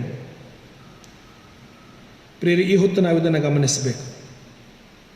ಎಷ್ಟು ಮಟ್ಟಿಗೆ ದೇವರು ನಮ್ಮನ್ನು ತನ್ನ ಮಾರ್ಗದರ್ಶನ ನಡೆಸ್ತಾನೆ ಎನ್ನುವಂಥ ನಾವು ಅರಿವು ಮಾಡಿಕೊಳ್ತೇವೆ. ಜ್ಞಾಪಕ ಮಾಡಿಕೊಳ್ಳೋಣ ಪ್ರಿಯರೇ. ಯೇಸು ಸ್ವಾಮಿ ಎಮ್ಮಾಹು ಆ ಒಂದು ಹಳ್ಳಿಗೆ ಆ ಶಿಷ್ಯರಿಗೆ ಹೋಗುವಾಗ he was trying to guide them. ಅವರನ್ನು ಮಾರ್ಗದರ್ಶನ ನಡೆಸುತ್ತಾ ಬಂದ. ನಾವು ಅದನ್ನು ಬೇರೆ ರೀತಿಯಲ್ಲಿ ಪ್ರಸಂಗ 22ನೇ ತಾರೀಕು ಕೇಳಿಸಿಕೊಂಡು, ಆದರೆ ಈ ಒಂದು ಸಂದರ್ಭ God's communion is to trying to guide us. ಇದೇ ಅನ್ಯೋನ್ಯತೆ ಪ್ರಿಯರೇ. ನಾವು ಯಾವಾಗ ದೇವರ ಮಾರ್ಗದರ್ಶನದಲ್ಲಿ ಬೆಳೆಯಲಿಕ್ಕೆ ಪ್ರಾರಂಭ ಮಾಡ್ತೇವೋ ಆಗ ನಮ್ಮ ಮಾರ್ಗಗಳು ಸುಭದ್ರವಾಗ್ತದೆ, ಅಥವಾ ನಮ್ಮ ಆ ವಿಶೇಷವಾದಂತಹ ಪ್ರಗತಿಯನ್ನು ಕಾಣಲಿಕ್ಕೆ ಸಾಧ್ಯವಾಗ್ತದೆ ಮತ್ತು ಸುಧಾರಣೆ ನಾವು ಹೊಂದಲಿಕ್ಕೆ ಪ್ರಯತ್ನ ಪಡ್ತೇವೆ. ಎರಡನೇ ಸತ್ಯಾಂಶವನ್ನು ಗಮನಿಸ್ತೇವೆ. The is a dwelling God. ಮೊದಲನೇದು ಇಸ್ ಎ ಗೈಡಿಂಗ್ ಗಾಡ್, ಎರಡನೇದು ಇಸ್ ಎ ಡ್ವೆಲ್ಲಿಂಗ್ ಗಾಡ್. 34ನೇ ವಚನದ ಆ ಒಂದು ಎರಡನೇ ಭಾಗವನ್ನು ಗಮನಿಸುವಾಗ ನೋಡ್ತೇವೆ, ಯೆಹೋವನ ತೇಜಸ್ಸು ಗುಡಾರವನ್ನು ತುಂಬಿತ್ತು ಎಂಬುದಾಗಿ.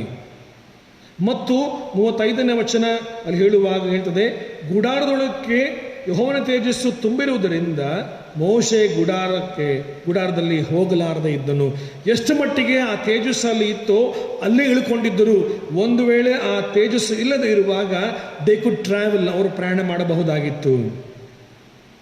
ಹೀಗಾಗಿ it was a guiding force. ದೇವರು ತನ್ನ ಪ್ರಸನ್ನತೆಯನ್ನು ಅಲ್ಲಿ ಅವರಿಗೆ ತೋರಿಸಿಕೊಟ್ಟ. ಅವರು ಬಸವನ ಪೂಜೆ ಮಾಡ್ತಾರೆ ಪ್ರಿಯರೇ. It was against God's will. ದೇವರ ಚಿತ್ತಕ್ಕೆ ಅವಿಧೇಯರಾಗಿ ದೇವರ ಮಾರ್ಗವನ್ನು ಬಿಟ್ಟು ಹೋದಂತಹ ಸಂದರ್ಭದಲ್ಲಿ ನಾನೇ ಈ ಮೂಲಕವಾಗಿ ಈ ಮಂಜೂಷ ಪೆಟ್ಟಿಗೆಯಲ್ಲಿಯೂ ಅಥವಾ ಈ ಒಂದು ಗುಡಾರದಲ್ಲಿಯೂ ನನ್ನ ಪ್ರಸನ್ನತೆಯನ್ನು ಅವರಿಗೆ ತೋರಿಸಿಕೊಡ್ತೇನೆ ಎಂದು ಹೇಳಿ ಗಾಡ್ ಡ್ವೆಲ್ಡ್ ಅಮಾಂಗ್ ದೆಮ್. ಅದಕ್ಕೋಸ್ಕರವಾಗಿ ಯೆಶಾಯನು ಬಹಳ ಚಂದವಾಗಿ ಹೇಳ್ತಾನೆ. ನಾವು ಸಾಮಾನ್ಯವಾಗಿ ಇದನ್ನು ಕ್ರಿಸ್ಮಸ್ ಸಮಯದಲ್ಲಿ ಹೇಳ್ತೇವೆ, ಆತನು ಇಮ್ಮಾನುವೇಲನು ಎಂಬುದಾಗಿ. ದೇವರು ನಮ್ಮ ಸಂಗಡ ಇರುವವನು. ದೇವರು ನಮ್ಮ ಸಂಗಡ ಇರುವನು, ಯಾವಾಗಲೂ ಕೂಡ ಇರುವವನಾಗಿದ್ದಾನೆ, ನಮ್ಮ ಜೊತೆ ಇರುವವನಾಗಿದ್ದ. ಅದಕ್ಕೋಸ್ಕರವಾಗಿ ಸ್ವಾಮಿ ಯೋಹಾನ ಸುವಾರ್ತೆ 16ನೇ ಅಧ್ಯಾಯದ 8ರಿಂದ 13 ವಚನ ಓದುವಾಗ ಹೇಳ್ತಾನೆ, ನಾನು ಸದಾಕಾಲ ನಿಮ್ಮ ಬಳಿ ಇರಲಿಕ್ಕೆ ಸಾಧ್ಯವಿಲ್ಲ. ನಾನು ಹೋದ ನಂತರ ಸತ್ಯದ ಆತ್ಮ ನಿಮಗೆ ಬರ್ತಾನೆ. ಆತ ನಿಮಗೆ ಬೇಕಾದಂಥ ರೀತಿಯಲ್ಲಿ ನೀತಿ ನ್ಯಾಯಗಳನ್ನು ಹುಟ್ಟಿಸುವವನು, ನಿಮಗೆ ಅರುಹನ್ನು ಹುಟ್ಟಿಸುವವನು ಎನ್ನುವಂತಹ ಸತ್ಯದ ಮಾತನ್ನು ನಾವು ಯೋಹಾನ ಸುವಾರ್ತೆಯಲ್ಲಿ ಗಮನಿಸ್ತೇವೆ. 16ನೇ ಅಧ್ಯಾಯದ 8ನೇ ವಚನ ಗಮನಿಸಿರಿ. ಆತನು ಬಂದು ಪಾಪ, ನೀತಿ, ನ್ಯಾಯ, ತಿರುವಿಕೆ ಈ ವಿಷಯಗಳಲ್ಲಿ ಲೋಕಕ್ಕೆ ಅರುಹನ್ನು ಹುಟ್ಟಿಸುವನು. ಮತ್ತು ಸತ್ಯದಾತ್ಮನು ಬಂದಾಗ ಆತನು ನಿಮ್ಮನ್ನು ನಡೆಸಿಕೊಂಡು ಹೋಗಿ ಸಕಲ ವಿಷಯದಲ್ಲಿ ಸತ್ಯಕ್ಕೆ ಸೇರಿಸುವನು ಎಂಬುದಾಗಿ. ದೇವರ ಆತ್ಮನನ್ನು ನಡೆಸುವಾತನಾಗ್ತಾನೆ ಪ್ರಿಯರೇ. ದೇವರ ತೇಜಸ್ಸು, ದೇವರ ಪ್ರಸನ್ನತೆ ತನ್ನ ಆತ್ಮನ ಮೂಲಕವಾಗಿ ಈ ಹೊತ್ತು ನಮ್ಮ ಸಂಗಡ ಇದೆ. ಆ ಹೊತ್ತು ಇಸ್ರಾಯೇಲರ ನಡುವೆ ಆ ಗುಡಾರದಲ್ಲಿ ದೇವರ ತೇಜಸ್ಸು ಹೇಗೆ ಇತ್ತೋ, ದೇವರ ಪ್ರಸನ್ನತೆ ಹೇಗೆ ಇತ್ತೋ, ಆತನವರ ಮಧ್ಯದಲ್ಲಿ ವಾಸ ಮಾಡಿದನು. ಅದೇ ರೀತಿಯಲ್ಲಿ ಈ ಹೊತ್ತಿಗೂ ಕೂಡ ದೇವರ ಪ್ರಸನ್ನತೆ ತನ್ನ ಆತ್ಮನ ಮೂಲಕವಾಗಿ ನಮ್ಮ ಸಂಗಡ ಇರುವವನಾಗಿದ್ದಾನೆ ಪ್ರಿಯರು. ಅದಕ್ಕೆ ಪೌಲನು ಅನೇಕ ಉದಾಹರಣೆಗಳನ್ನು ಕೊಡ್ತಾನೆ. ಪೌಲನ ಈ ಸತ್ಯದ ಮಾತುಗಳನ್ನು ಗಮನಿಸ್ತೇವೆ. ದೇವರ ಆತ್ಮ ನಮ್ಮ ಸಂಗಡ ಇದ್ದಾನೆ ಎನ್ನುವುದಕ್ಕೆ ಸಾಕ್ಷಿ 2ನೇ ತಿಮೋತಿಯವರಿಗೆ ಬರೆದ ಪತ್ರಿಕೆ 1ನೇ ಅಧ್ಯಾಯದ 14ನೇ ವಚನವನ್ನು ಗಮನಿಸಿರಿ. ತಿಮೋತಿನಿಗೆ ಪೌಲನು ಈ ಪತ್ರಿಕೆಯನ್ನು ಬರೆಯುವಾಗ ಹೇಳ್ತಾನೆ, ತಿಮೋತಿನಿಗೆ ಬರೆದಂಥ 2ನೇ ಪತ್ರಿಕೆ 1ನೇ ಅಧ್ಯಾಯದ 14ನೆಯ ವಚನವನ್ನು, ನಿನ್ನ ವಶಕ್ಕೆ ಕೊಡಲ್ಪಟ್ಟಿರುವುದನ್ನು ಶ್ರೇಷ್ಠವನ್ನು ತಿಳಿದು ನಮ್ಮಲ್ಲಿ ವಾಸವಾಗಿರುವ ಪವಿತ್ರಾತ್ಮನ ಮೂಲಕ ಕಾಪಾಡು ಎಂಬುದಾಗಿ. ವಶಕ್ಕೆ ಕೊಟ್ಟಿರುವಂತಹ ಆ ಅನೇಕ ಜವಾಬ್ದಾರಿಗಳಲ್ಲಿ ಇದು ಒಂದು ಕೂಡ. ಅದೇನೆಂದರೆ ನಮ್ಮಲ್ಲಿ ವಾಸವಾಗಿರುವ ಪವಿತ್ರಾತ್ಮನು, ದೇವರ ತೇಜಸ್ಸು ಪವಿತ್ರಾತ್ಮನ ಮೂಲಕವಾಗಿ ಈ ಹೊತ್ತು ನಮ್ಮ ಸಂಗಡ ಇದೆ ಪ್ರಿಯರು. ಅದು ಬಿಟ್ಟು ಹೋಗುವಂಥದ್ದಲ್ಲ. ಅಂದಿನ ಕಾಲದಲ್ಲಿ ಅವರ ಪ್ರಯಾಣಕ್ಕೋಸ್ಕರವಾಗಿ it was a temporary tabernacle, ಅವರಿಗೋಸ್ಕರ ತಾತ್ಕಾಲಿಕವಾಗಿ ಆ ಗುಡಾರವನ್ನು ಸ್ಥಾಪನೆ ಮಾಡಿದ್ರು. ಎಲ್ಲಿ ಹೋಗಬೇಕಾಯ್ತಾ ಎತ್ತಿಕೊಂಡು ಹೋಗ್ತಿದ್ರು, ದೇವರ ತೇಜಸ್ಸು ಅವರಿಗೆ ಇತ್ತು ಎಂಬುದಾಗಿ ಆ ಮೂಲಕ ಗೊತ್ತಾಗ್ತಿದೆ. ಆದರೆ ಈ ಹೊತ್ತು ದೇವರ ಆತ್ಮ ನಮ್ಮ ಸಂಗಡ ಪ್ರತಿನಿತ್ಯವೂ ಪ್ರತಿ ಕ್ಷಣವೂ ಇರುವನಾಗಿದ್ದಾನೆ. ಅದನ್ನೇ ಪೌಲನು ಹೇಳ್ತಾನೆ ಕೊರಿಂಥ ಸಭೆಗೆ ಬರೆಯುವಾಗ, ನಿಮ್ಮಲ್ಲಿ ದೇವರ ಆತ್ಮನ ವಾಸ ಮಾಡ್ತಾ ನಿಮಗೆ ಗೊತ್ತಿಲ್ಲವೋ, ನಿಮ್ಮ ಹೃದಯವು ದೇವರಿಗೆ ಗರ್ಭಗುಡಿ ಎಂಬುದಾಗಿ ನಮಗೆ ಗೊತ್ತಿಲ್ಲವೋ ಎಂಬುದಾಗಿ ಪ್ರಶ್ನೆ ಮಾಡ್ತಾನೆ ಪ್ರಿಯರೇ. ಇದೇ ಎಫೆಸ ಪತ್ರಿಕೆ 2ನೇ ಅಧ್ಯಾಯದ 22ನೇ ವಚನದಲ್ಲಿ ಕೂಡ ಆತನು ಒಂದು ಮಾತನ್ನು ಹೇಳ್ತಾನೆ, ಪವಿತ್ರಾತ್ಮನಿಗೆ ನಿಮ್ಮ ದೇಹಗಳು ಗರ್ಭಗುಡಿ ಎಂಬುದಾಗಿ. ಹಾಗಾದರೆ ದೇವರ ಪ್ರಸನ್ನತೆ ಈ ಮೂಲಕವಾಗಿ ನಮ್ಮ ಸಂಗಡ ಇರುವಂಥದ್ದು, ನಮ್ಮ ಜೊತೆ ವಾಸಿಸುವಂಥದ್ದು. God dwells among us. ದೇವರು ಇರುವಾಗ, ನಮ್ಮ ಜೊತೆ ಇರುವಾಗ ನಮ್ಮಲ್ಲಿ ಪ್ರಗತಿಯು, ನಮ್ಮಲ್ಲಿ ಸುಧಾರಣೆಯು, ನಮ್ಮಲ್ಲಿ ಮತ್ತು ವಿಶೇಷವಾಗಿ ಸುಭದ್ರತೆಯು ಇರಲಿಕ್ಕೆ ಸಾಧ್ಯ. ಮೂರನೇ ಸಂಗತಿ ಗಮನಿಸ್ತೇವೆ. P, GDP, guiding god, dwelling god. P is protecting god. ರಕ್ಷಿಸುವಂತಹ, ಸಂರಕ್ಷಿಸುವಂತಹ, ಕಾಪಾಡುವಂತಹ ದೇವರು. ಅವರ ಮುಂದಿನ ಪ್ರಯಾಣ ಈ 36ನೇ ವಚನ, 37ನೇ ವಚನ, 38ನೇ ವಚನವನ್ನು ನೀವು ಪುನಃ ಓದುವಾಗ ಯಾಜಕಕಾಂಡ ಪುಸ್ತಕದ 40ನೇ ಅಧ್ಯಾಯದಲ್ಲಿ, ಆಗ ಮೇಘವು ಗುಡಾರವನ್ನು ಬಿಟ್ಟು ಮೇಲಕ್ಕೆ ಹೋದಾಗ ಇಸ್ರಾಯೇಲರು ಮುಂದೆ ಪ್ರಯಾಣ ಮಾಡುವರು. ಆ ಮೇಘವು ಬಿಡದೇ ಇರುವಾಗ ಅದು ಬಿಡುವ ತನಕ ಪ್ರಯಾಣ ಮಾಡದೇ ಇರುವರು. ಇಸ್ರಾಯೇಲರ ಎಲ್ಲ ಪ್ರಯಾಣಗಳಲ್ಲಿಯೂ ಅವರ ಕಣ್ಣ ಮುಂದೆ ಹಗಲು ಹೊತ್ತಿನಲ್ಲಿ ಯೆಹೋವನ ಮೇಘವು ಗುಡಾರದ ಮೇಲೆ ಇತ್ತು. ರಾತ್ರಿ ವೇಳೆಯಲ್ಲಿ ಆ ಮೇಘದೊಳಗೆ ಅಗ್ನಿಯು ಪ್ರಕಾಶಿಸುತ್ತಿತ್ತು ಎನ್ನುವಂತಹ ಮಾತು. ಅಂದರೆ ಇಟ್ ವಾಸ್ ಅ ಪ್ರೊಟೆಕ್ಷನ್. ಅವರಿಗೆ ಒಂದು ಸುಭದ್ರವಾಗಿ ಅಥವಾ ರಕ್ಷಿಸುವಂತಹ, ಕಾಪಾಡುವಂತಹ ಅಥವಾ ಅವರನ್ನು ಸಂರಕ್ಷಿಸುವಂತಹ ಒಂದು ಗುರಾಣಿಯ ಹಾಗೆ, ಗೋಡೆಯ ಹಾಗೆ ಅವರು ನಡೆಸಿದಂಥದ್ದು ಯೆಹೋವನ ತೇಜಸ್ಸು. ಪ್ರಿಯರೇ, ಈ ಅರಣ್ಯಕಾಂಡ ಪುಸ್ತಕದ ಅಧ್ಯಾಯಗಳನ್ನು ಓದುವಾಗ ಅವರ ಆ ಪ್ರಯಾಣಗಳಲ್ಲಿ ಹೇಗೆ ದೇವರು ಅವರನ್ನು ಕಾಪಾಡ್ತಾನೆ, ಹೇಗೆ ದೇವರನ್ನು ಸಂರಕ್ಷಿಸ್ತಾನೆ ಎನ್ನುವಂಥದ್ದನ್ನು ಗಮನಿಸ್ತೇವೆ. ಪ್ರಿಯರೇ, ಇದೇ ಸಂಗತಿಯನ್ನು ನಾವು ಲೂಕನ ಸುವಾರ್ತೆ 24ನೇ ಅಧ್ಯಾಯದ ಆ ವಚನಗಳಲ್ಲಿ ಕೇಳಿಸ್ಕೊಳ್ತೇವೆ. ಓದಿ ಕೇಳಿಸ್ಕೊಂಡು 13ನೇ ಒಂದು ವಚನದಿಂದ 33 ವಚನದವರೆಗೆ. God walked with them. ಅವರೊಂದಿಗೆ ಪ್ರಯಾಣ ಮಾಡ್ತಾನೆ ಅಥವಾ ನಡೆದು ಹೋಗ್ತಾನೆ, ಅವರ ಸ್ವರವನ್ನು ಕೇಳಿಸ್ಕೊಳ್ತಾನೆ, ಅವರ ಸಂರಕ್ಷಿಸ್ತಾನೆ. ಅವರಲ್ಲಿ ಇಳುಕೊಳ್ಳುವುದಕ್ಕೆ ಕೇಳಿಕೊಳ್ಳುವಾಗ ಇಳುಕೊಳ್ತಾನೆ ದೇವರಲ್ಲಿ. ಆ ನೀರತೆಯಲ್ಲಿ ರೊಟ್ಟಿಯನ್ನು ಮುರಿತಾನೆ. ಈ ಸಂಗತಿ ಪ್ರೊಟೆಕ್ಟಿಂಗ್ ಗಾಡ್, ನಮ್ಮನ್ನು ಸಂರಕ್ಷಿಸುವಂಥ ದೇವರು. ಅದಕ್ಕೆ ದಾವೀದ ಹೇಳ್ತಾನೆ, ನಿನ್ನ ಕಾಲು ಕಲ್ಲಿಗೆ ತಗಲದಂತೆ ಅವರು ನಿನ್ನ ಕೈಗಳು ಎತ್ತಿಕೊಳ್ಳುವರು ಎನ್ನುವಂತಹ ಮಾತು. ದಾವೀದನ ಮತ್ತೊಂದು ಆವರ್ತಿ 23ನೇ ಕೀರ್ತನೆ ಹೇಳುವಂಥನ್ನು ಗಮನಿಸ್ತೇವೆ ನಾವು. ನಾವು ಕಾರ್ಗತ್ತಿನ ಕಣಿವೆ ನಡೆಯುವಾಗಲೂ ನೀನು ಹತ್ತಿರುವುದರಿಂದ ನಾನು ಕೇಡಿಗೆ ಹೆದರೇನು, ನಿನ್ನ ದೊಣ್ಣೆ ನಿನ್ನ ನನಗೆ ಧೈರ್ಯ ಕೊಡುತ್ತದೆ ಎನ್ನುವಂಥ ಮಾತು. ಹಾಗಾದರೆ ಸಂರಕ್ಷಿಸುವಂಥ ದೇವರು ಎಷ್ಟು ಮಟ್ಟಿಗೆ ನಮ್ಮನ್ನು ಸಂರಕ್ಷಿಸ್ತಾನೆ ಎನ್ನುವುದಕ್ಕೆ ಅನೇಕ ಉದಾಹರಣೆಗಳಿವೆ ಪ್ರಿಯರೇ. ಅನೇಕ ಉದಾಹರಣೆಗಳು ಗಮನಿಸ್ತೇವೆ ನಾವು. 91ನೇ ಈ ಕೀರ್ತನೆಯನ್ನು ಓದುವಾಗ ದೇವರು ನಮ್ಮನ್ನು ಸಂರಕ್ಷಿಸುವ ವಿಧಾನಗಳನ್ನು ಇಲ್ಲಿ ಆ ಕೀರ್ತನೆಗಾರನು ಬರೀತಾನೆ. ಅವನು ನನ್ನಲ್ಲಿ ಆಸಕ್ತನಾಗಿರುವುದರಿಂದ ಅವನನ್ನು ರಕ್ಷಿಸುವೆನು, ನನ್ನ ನಾಮವನ್ನು ಹರಿತನಾಗಿರುವುದು ಅವನು ಉದ್ಧರಿಸುವೆನು ಎನ್ನುವಂಥ ಮಾತು. 91ನೇ ಅಧ್ಯಾಯದ 3ನೇ ವಚನ ಗಮನಿಸಿ. ನಿನ್ನನ್ನು ಬೇಟೆಗಾರನ ಬಲೆಯಿಂದಲೂ ಮರಣಕರ ವ್ಯಾಧಿ ತಪ್ಪಿಸುವನು ಆತನೇ. ಅನಾದಿ ಕಾಲದಿಂದಲೂ ದೇವರು ಹಾಗೆ ಮಾಡಿಕೊಂಡು ಬಂದ. ಇಸ್ರಾಯೇಲನ್ನು ಹೇಗೆ ಕಾಪಾಡ್ತನ್ನ ಗುಡಾರದ ಮೂಲಕವಾಗಿ, ತನ್ನ ಪ್ರಸನ್ನತೆ ಮೂಲಕವಾಗಿ, ಮೇಘದಲ್ಲಿ ಹೇಗೆ ತೋರಿಸನೋ ಅದೇ ದೇವರು ತನ್ನ ಸಂರಕ್ಷಣೆ, ತನ್ನ ಪ್ರಸನ್ನತೆಯನ್ನು ಈ ಮೂಲಕವಾಗಿ ನಮಗೆ ತೋರಿಸ್ತಾನೆ ಪ್ರಿಯರೇ. This is God's GDP. ದೇವರ ಈ GDP ಆರ್ಥಿಕವಾಗಿಯೂ, ಸಾಮಾಜಿಕವಾಗಿಯೂ, ಆತ್ಮಿಕವಾಗಿಯೂ, ದೈಹಿಕವಾಗಿಯೂ, ಮಾನಸಿಕವಾಗಿಯೂ ನಮ್ಮನ್ನು ಪ್ರಗತಿಗೂ, ಸುಭದ್ರಕ್ಕೂ, ಸುಧಾರಣೆಗೂ ನಡೆಸುವಂಥದ್ದು ಪ್ರಿಯರೇ. ದೇವರು ಕ್ರಿಸ್ತನ ಮೂಲಕವಾಗಿ ನಮ್ಮನ್ನು ನಡೆಸುವಂಥವನು, ಕ್ರಿಸ್ತನ ಮೂಲಕವಾಗಿ ನಮಗೆ ಪ್ರಗತಿಯನ್ನು ಕೊಡುವವನು, ಕ್ರಿಸ್ತನ ಮೂಲಕವಾಗಿ ನಮಗೆ ಸುಭದ್ರತೆ ನೀಡುವವನು, ಕ್ರಿಸ್ತನ ಮೂಲಕವಾಗಿ ನಮಗೆ ಸುಧಾರಣೆ ನೀಡುವವನು. ಈ ಬೆಳಗಿನ ಸಮಯದಲ್ಲಿ ಈ ತಿಂಗಳಿನ ನಾವು ಮೊದಲ ಭಾನುವಾರದ ಪರಿಶುದ್ಧ ಆರಾಧನೆಯಲ್ಲಿ ನಾವು ಈ ಭಾಗಿಗಳಾಗಿರುವಾಗ ಪ್ರಿಯರೇ, ಒಂದು ಮಾತ್ರ ಸತ್ಯ, ನಾವು ದೇವರನ್ನು ತೊರೆದು ಬಿಟ್ಟರೂ ಆತ ನಮ್ಮನ್ನು ತೊರೆಯದೆ ಕಾಯುವಂಥ ದೇವರು, ನಡೆಸುವಂಥ ದೇವರು. ಈ ಬೆಳಗಿನ ಸಮಯದಲ್ಲಿ ಆಲೋಚನೆ ಮಾಡೋಣ. ಒಂದು ವೇಳೆ ನಮ್ಮಲ್ಲಿ ಅಂತಹ ಕೊರತೆಗಳಿಗೆ ನಾವು ಒಳಗಾಗಿದ್ದರೆ, ಪ್ರಿಯರ, ಅಂತಹ ರೀತಿಯಲ್ಲಿ ನಾವು ಒಂದು ವೇಳೆ ಮರೆತು ಹೋಗಿದ್ದರೆ, let us remember god's GDP. ಆತನ ಪ್ರಸನ್ನತೆ ಹೇಗೆ ನಮ್ಮೊಂದಿಗಿರುತ್ತದೆ. Is a guiding god, is a dwelling god, is a protecting god. ದೇವರು ನಮ್ಮನ್ನು ಈ ವಾಕ್ಯಗಳ ಮೂಲಕ ಆಶೀರ್ವಾದ ಮಾಡಿ ಬಲಪಡಿಸಲಿ. ಪ್ರಾರ್ಥನೆ ಮಾಡೋಣ.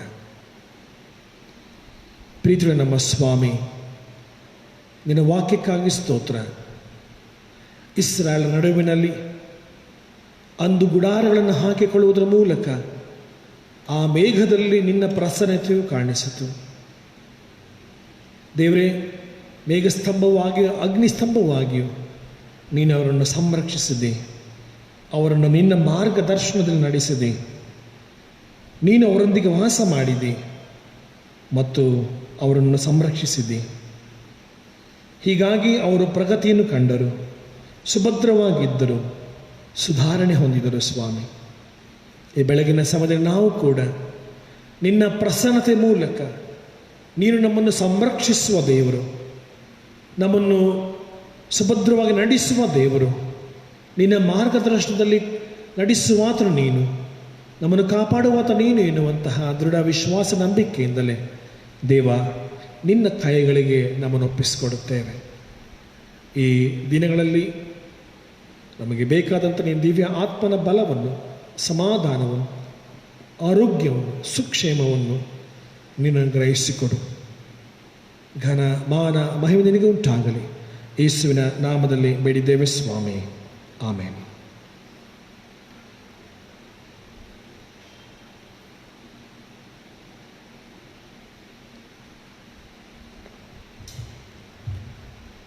ದೇವರ ವಾಕ್ಯಕ್ಕನುಗುಣವಾಗಿ ನಾವು ನಮ್ಮ ನಂಬಿಕೆಯನ್ನು ನಿಂತು ಅರಿಕೆ ಮಾಡಿಕೊಳ್ಳುವ ಹಾಗೆ 128ನೇ ಪುಟದಲ್ಲಿರುವ ಅಪೊಸ್ತಲರ ವಿಶ್ವಾಸ ಸೂತ್ರವನ್ನು ಒಟ್ಟಾಗಿ ಅರಿಕೆ ಮಾಡಿಕೊಳ್ಳೋಣ. ಪುಟ 128. ಪರಲೋಕ ಭೂಲೋಕವನ್ನು ಸೃಷ್ಟಿಸಿದ ಸರ್ವಶಕ್ತನಾಗಿರುವ ತಂದೆಯ ದೇವರನ್ನು ನಂಬುತ್ತೇನೆ. ಆತನ ಏಕಕುಮಾರನಾಗಿರುವ ನಮ್ಮ ಪ್ರಭುವಾದ ಯೇಸು ಕ್ರಿಸ್ತ ನಂಬುತ್ತೇನೆ.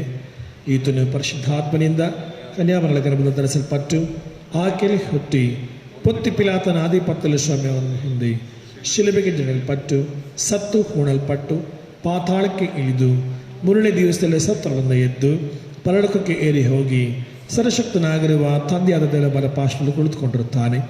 ಈತನಿಂದ ಬಂದು ಬದುಕಿಯವರಿಗೂ ಸತ್ತವರನ್ನು ತಿರುಗಿಸಿ ನಂಬುತ್ತೇನೆ. ನಾನು ಪರಿಶುದ್ಧಾತ್ಮ ನಂಬುತ್ತೇನೆ. ಒಂದೇ ಪರಿಶುದ್ಧ ಸಭೆಯು, ಭಕ್ತರ ಅನುನ್ನತಿಯು, ಪಾಪದ ಪರಿಹಾರವು, ದೇಹದ ಪುನರುತ್ಥಾನವು, ನಿತ್ಯ ಜೀವ ಉಂಟವನ್ನು ನಂಬುತ್ತೇನೆ. ಆಮೇನ್. ದಯಮಾಡಿ ಸಭೆಯಲ್ಲಿ ಕುಳಿತುಕೊಳ್ಳುವಂತೆ ವಿನಂತಿ. ಕೆಲವು ನಿಮಿಷಗಳು ನಾವು ಪ್ರಾರ್ಥನೆಯಲ್ಲಿ ಕಳೆಯೋಣ, ಪ್ರಾರ್ಥನೆ ಮಾಡೋಣ. ಸರ್ವಶಕ್ತನಾದ ನಮ್ಮ ತಂದೆಯಾದ ದೇವರೇ, ನಮ್ಮ ರಕ್ಷಕನೇ, ನಮ್ಮ ವಿಮೋಚಕನೇ, ಈ ಬೆಳಗಿನ ಸಮಯದಲ್ಲಿ ಸ್ವಾಮಿ ನಾವು ನಿನ್ನ ವಾಕ್ಯಕ್ಕಾಗಿ ವಂದಿಸುತ್ತೇವೆ, ಸ್ತೋತ್ರ ಮಾಡುತ್ತೇವೆ. ನಿನ್ನ ವಾಕ್ಯಕ್ಕೆ ಅನುಗುಣವಾಗಿ ಸ್ವಾಮಿ ನಾವು ಜೀವನ ಮಾಡುವುದಕ್ಕೂ, ನಿನ್ನ ವಾಕ್ಯಗಳನ್ನೇ ಆಧಾರ ಮಾಡಿಕೊಂಡು ಅದರಂತೆ ನಡೆಯುವುದಕ್ಕೂ ನಮಗೆ ಬೇಕಾದಂಥ ದಿವ್ಯಾತ್ಮನ ಬಲವನ್ನು, ಜ್ಞಾನ ವಿವೇಕವನ್ನು ದಯಪಾಲಿಸಿಕೊಡು ಸ್ವಾಮಿ. ಈ ಸಮಯದಲ್ಲಿ ಕರ್ತನೆ, ವಿಶೇಷವಾಗಿ ಈ ಆರಾಧನೆಯಲ್ಲಿ ಭಾಗಿಗಳಾಗಿರುವಂತಹ ಪ್ರತಿಯೊಬ್ಬರಿಗಾಗಿ ನಾವು ಪ್ರಾರ್ಥಿಸ್ತೇವೆ. ದೇವರೇ, ಅವರವರ ಕೌಟುಂಬಿಕ ಬಾಳ್ವೆಗಳು, ಅವರ ಕೆಲಸ ಕಾರ್ಯಗಳು ಮತ್ತು ಅವರ ಎಲ್ಲ ಪ್ರತಿಯೊಂದು ಹೆಜ್ಜೆಗಳನ್ನು ದೇವ ನಿನ್ನ ಬಲ್ಲಾತನಾಗಿದ್ದಿ ನಿನ್ನ ಕೈಗಳಿಗೆ ಒಪ್ಪಿಸಿಕೊಡುತ್ತೇವೆ ಸ್ವಾಮಿ.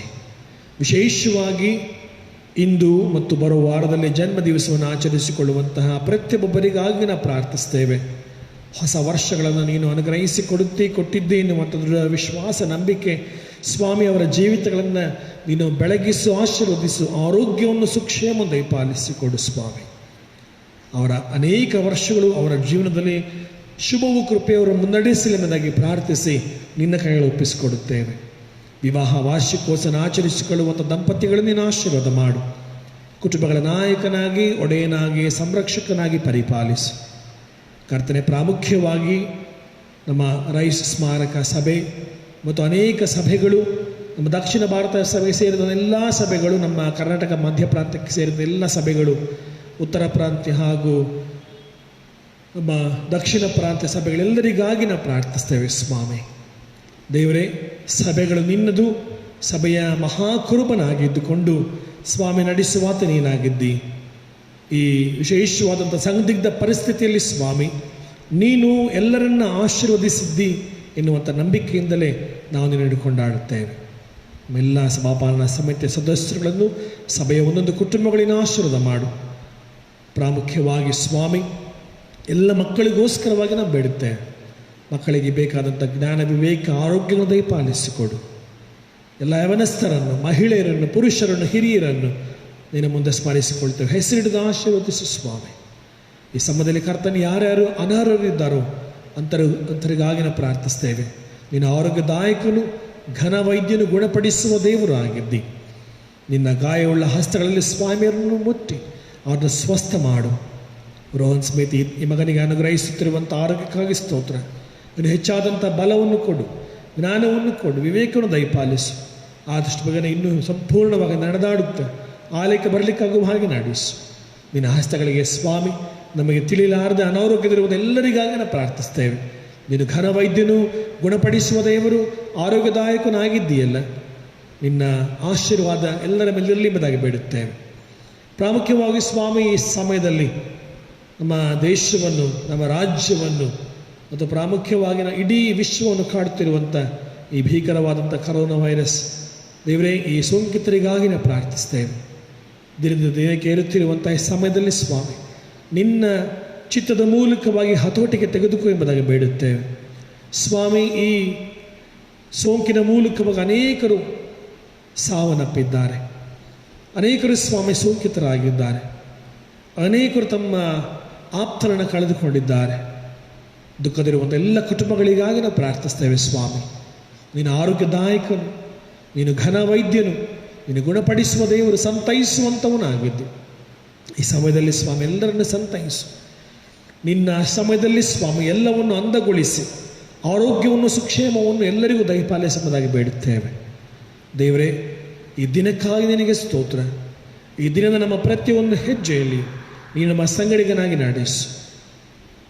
ಮತ್ತು ಮತ್ತೊಂದು ಆವರ್ತಿನ ಹಸ್ತಗಳಿಗೆ ಈ ಆರಾಧನೆಯನ್ನು ವೀಕ್ಷಿಸಿ, ಭಾಗವಹಿಸಿ ಇದರ ಆಶೀರ್ವಾದ ಹೊಂದಿಕೊಳ್ಳುತ್ತದೆ ಪ್ರತಿಯೊಬ್ಬರಿಗಾಗಿ ನಾವು ಪ್ರಾರ್ಥಿಸ್ತೇವೆ. ನಿನ್ನ ಕೈಗಳು ಒಪ್ಪಿಸಿಕೊಡುತ್ತೇವೆ ಸ್ವಾಮಿ. ನಾವು ಮನೆಗಳಲ್ಲೇ ಇದ್ದು ನಮ್ಮ ಸಮಯವನ್ನು ಅತಿ ಅಮೂಲ್ಯವಾಗಿ ಕಳೆಯುವುದಕ್ಕೆ ಬೇಕಾದಂಥ ನಿನ್ನ ಆತ್ಮನ ಬಲವನ್ನು ದಯಪಾಲಿಸಿಕೊಡು. ಘನಮಾನ ಮಹಿಮೆಗೆ ಸಲ್ಲಿಸ್ತೇವೆ. ನಮ್ಮ ರಕ್ಷಕನ ಒಡೆಯನು, ನಮ್ಮ ವಿಮೋಚಕನಾಗಿರುವಂಥ ಯೇಸುವಿನ ದಿವ್ಯ ನಾಮದಲ್ಲಿ ದೀನಭಾವದಿಂದ ಬೇಡಿದ್ದೇವೆ ನಮ್ಮ ಸ್ವಾಮಿ. ಆಮೇನ್. ನಾವೆಲ್ಲರೂ ಎದ್ದು ನಿಂತುಕೊಂಡು 205ನೇ ಸಂಗೀತವನ್ನು ಹಾಡೋಣ. ಸಂಗೀತಗಳಲ್ಲಿ 205ನೇ ಸಂಗೀತ, ನಿನ್ನ ಹೊರತು ಇರಲಾರೆ ಪ್ರಾಣಪ್ರಿಯ ಯೇಸುವೆ.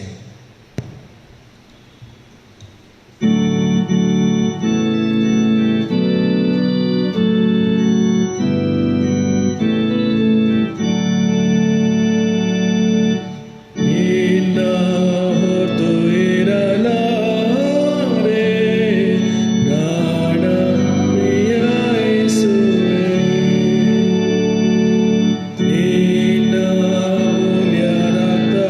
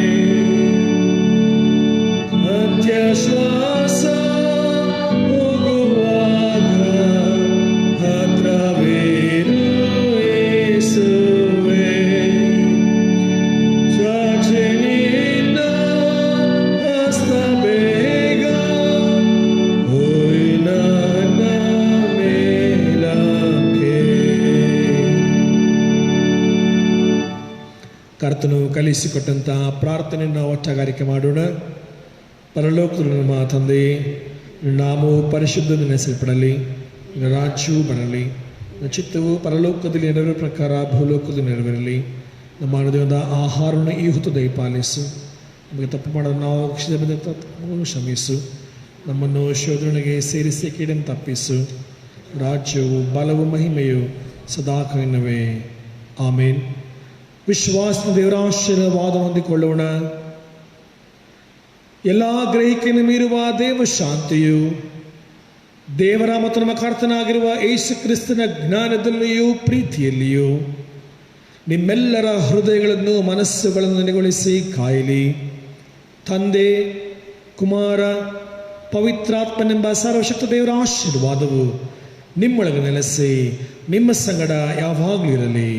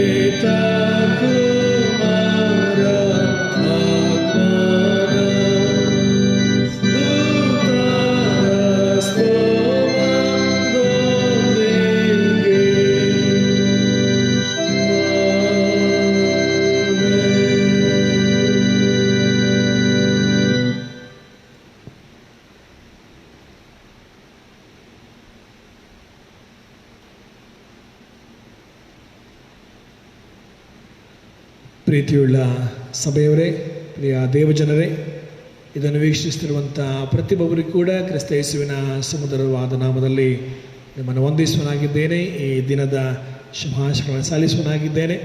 ದೇವರು ನಿಮ್ಮೆಲ್ಲರನ್ನು ಆಶೀರ್ವದಿಸಲಿ ಎಂಬುದಾಗಿ ನಾನು ಹಾರೈಸಿ ಪ್ರಾರ್ಥಿಸ್ತೇನೆ. ವಿಶೇಷವಾಗಿ ಈ ಆರಾಧನೆಯಲ್ಲಿ ಆನ್ಲೈನ್ ಮೂಲಕವಾಗಿ ಭಾಗವಹಿಸಿದ ಪ್ರತಿಯೊಬ್ಬರಿಗೂ ಕೂಡ ನಾನು ವಂದಿಸುವನಾಗಿದ್ದೇನೆ. ಮತ್ತು ವಾರ ಮಧ್ಯದಲ್ಲಿ ನಮ್ಮ ಆರಾಧನೆಯು ನಡೆಸಲ್ಪಡ್ತದೆ. ಬುಧವಾರ 6ನೇ ತಾರೀಕು ಸಂಜೆ 6:30 ಗಂಟೆಗೆ ಇದೇ ಆಲಯದಲ್ಲಿ ಪರಿಶುದ್ಧ ಆರಾಧನೆಯನ್ನು ಫೇಸ್ಬುಕ್ ಮೂಲಕವಾಗಿ ನೇರ ಪ್ರಸಾರ ಮಾಡಲಾಗುವುದು. ತಾವೆಲ್ಲರೂ ಇದನ್ನು ವೀಕ್ಷಿಸಿ ಮತ್ತು ಭಾಗಿಗಳಾಗಿ ದೇವರ ಆಶೀರ್ವಾದಗಳನ್ನು ಹೊಂದಿಕೊಳ್ಳುವಂತೆ ನಿಮ್ಮನ್ನು ನಾನು ವಿನಂತಿಸಿ ಪ್ರಾರ್ಥಿಸಿಕೊಳ್ತೇನೆ.